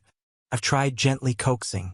I've tried showing him studies on how his diet affects his life and sets back the fitness goals he's always complaining about never reaching. I've tried fighting in anger only to be told I'm in because I need to accept him as he is and that he can't help it. Maybe he is right. I have to accept it or I have to move on, and at this point I truly don't think I can. He's great in almost every other way except for this. I feel guilty for letting it go on this long when it bothered me from the very beginning, but I can't change that now. Do I concede and let him eat whatever he wants as he's a grown man? Should I draw this boundary and continue to put him to push himself and give an ultimatum? Or do I just need to throw in the towel at this point and move on with my life? Never thought I'd get so stressed out over pizza. FFS. More info from what he said. He's been only eating pizza for pretty much 3 years. I honestly just didn't take it seriously at first and thought it was an exaggeration. And no, he's not overweight at all, perfectly average weight. He works out most days of the week, and his body is average because despite working out all the time, the pizza is holding him back from reaching his fitness goals. I think that's his justification as to why this is okay now. He's usually down to do fun or new things, excluding food. He is very stubborn though. If somebody mentions something he disagrees with regarding him or his opinions, he gets very defensive, whether it's in the workplace, among friends, or among strangers. He digs his heels in and has trouble seeing others' perspectives. One of the things that holds me back from moving on from him is that I'm a recovering alcoholic, so I understand addiction and how hard it can be to overcome. I'm sober now, and it has been a while, but it was a really hard journey, and he didn't give up on me. But truth be told, I was in a very vulnerable place in my life when we met. It clouded my judgment, and I thought he would be as good as I could ever get. I know now that's not true. I've been checked out of this relationship for a long time, but this whole streak thing made me realize I'm gonna have to call it. Also, I'm afraid to say it, but it's embarrassing. I'm embarrassed he's mentioned going out to eat with my family before, and I refuse to because I don't want us all at a nice restaurant while he's either only eating the bread basket or asking for a kid's menu. But I know that this is much more than him just being immature or childlike. It's something that requires outside help. I will never understand what he's going through, but he simply refuses to get any help at all. Now, about his goal, I don't think he's actually willing to give it up after a consecutive amount of days. I think it's just an excuse he's hiding behind. His reasoning is because then it'll be 10,000 days, but what he fails to realize is that nobody finds it impressive or cool or quirky. It just comes off as childish and kind of gross. I think the whole making it to 10,000 days thing is just some arbitrary excuse he sold himself so that he can continue to eat this way and not feel bad about it. Now, this is TMI, but in our intimacy, he actually has no problem going down on me. That is sort of what makes me think he's exaggerating this, because I don't think I taste like pizza. Surely someone who's happy and willing to do oral can work themselves up to eating a carrot, right? Or maybe I just don't understand his disorder properly. Finally, one of my biggest takeaways is that if we did end up together and have children together, how would this affect him? I brought this up to him, and he said he would be strict, that it was necessary for them to eat healthily and with a lot of variety. I asked how he expected our kids to ever take him seriously on that if the kids have a plate of broccoli in front of them for dinner while watching him happily chomp down on takeout pizza. He said he would explain how he couldn't help it to them. Whether he can help it or not does not change the fact that it will affect our children and their eating habits. Update 1. This happened last night. This update is way more dramatic and unpleasant than I had hoped, but it is what it is. I read what you all wrote, and I appreciate all the comments left for me. Despite a few outlandish ones, they were all very helpful and reaffirmed my beliefs that I'm not being nitpicky about this issue. I decided to give it one last shot at broaching this issue with him and letting him know how serious it was to me. He needed help, and so long as I saw that he was trying, that was all I asked for. We were out to dinner. I'm sure you can all guess what we had to eat, when he brought up his trip to Germany and how he would have to find a supermarket stat in order to stock up on frozen pizzas to keep his streak going. I was hoping to do it after the trip so as not to ruin his good time, but I figured now was as good a time as any. So I told him that maybe he doesn't have to continue the streak. Maybe he can just try new German cuisine without worrying about having to get pizza into his diet the entire time. Then I asked him if he had talked with his therapist about his avoidant eating, and he said, "No way. I have people depending on me to continue this streak. I don't want to let them down." That's when I said that I don't think anybody really cares about this streak as much as he does, and frankly, I'm worried about him. This is really unhealthy, and it's consuming his life. He's about to go on this incredible trip to Germany, and the forefront of his mind is to get to a grocery store to pick up frozen pizzas. I think he really needs to discuss this with his therapist again. We had to back and forth the rest of our meal about his diet and how it was affecting our relationship. He doesn't think it's a problem because his health is fine. Keep in mind he's only 25, and I was a busybody and needed to mind my own business. I let him know that this is my business because it affects me. We can only go out to eat one thing. We can never have a meal at home together, and if we did decide to move forth and have children, the example he is setting is awful. We let the issue go for the rest of dinner, not wanting to escalate it, and ate in silence. The plan after was to go back to his place where I would spend the night. The entire trip home he was silent but very obviously simmering while I wished I had just gone home. I should have gone home. I guess I didn't expect the storm that waited when I got to his place. He flipped. He began screaming about how he was so sick of me bringing this up, how it was his life, and how I couldn't control what he did or ate. I told him I cared about him and his health and wanted him to recognize what he was doing was not healthy. I ultimately agreed that he was right. I couldn't control what he did or what he ate, but he couldn't expect that I would stick around and watch and enable him like I had been doing in the past. It escalated from there, how he had been there for me the entire time when I was an active alcoholic and through my relapses. I could not and still cannot dispute that he was. I guess the only difference between him and me is that I wanted to change. I acknowledged the issue and knew I could not go on like this any longer. Obviously, though, it is much quicker to see the downfall of someone suffering from alcoholism versus someone who is suffering from this kind of eating disorder. One spiral is much faster than the other, so I was able to recognize it much quicker. I told him I was going to leave because I couldn't deal with this anymore. We kept fighting and fighting, and he let me know he would expose me. He has a blog, and he told me how he would write one about what it was to live with an alcoholic and use my name. He would be sharing it on Facebook. I completely panicked. I cried and begged that he didn't use my most vulnerable moments against me. He told me if I walked out, he absolutely would. That was all I needed to hear. He was going to blackmail me. I think this snapped me awake to realize this isn't love. If I leave, he's going to humiliate me on the internet to get back at me. That absolutely isn't love, so I left. I don't have many possessions there, but he can keep them for all I care. He emailed me a draft of the post. I blocked him on everything else, and the subject was last chance. Let him post it. I can't control other people. I can only control myself and how I react. I deactivated all my social media, and I'm ready to move on with my life. It hurts that somebody I trusted so much would explicitly broadcast my past, but it's a learning lesson. Thank you all for reading. Edit. I'm a total hothead and need to relax. I'm crazy defensive right now and wondering if I did the right thing. I apologize for lashing out. Also, thank you to the commenter who gave me the idea to write a post with the following.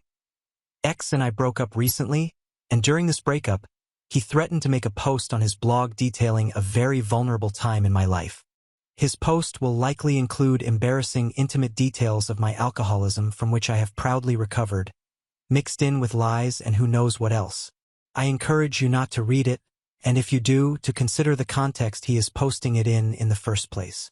I think I'll just copy/paste it. We have reached the end. If you enjoyed this video, please be sure to like and subscribe to the channel for more videos like this, and give us your thoughts about the stories in the comments section. Thank you and see you in the next video.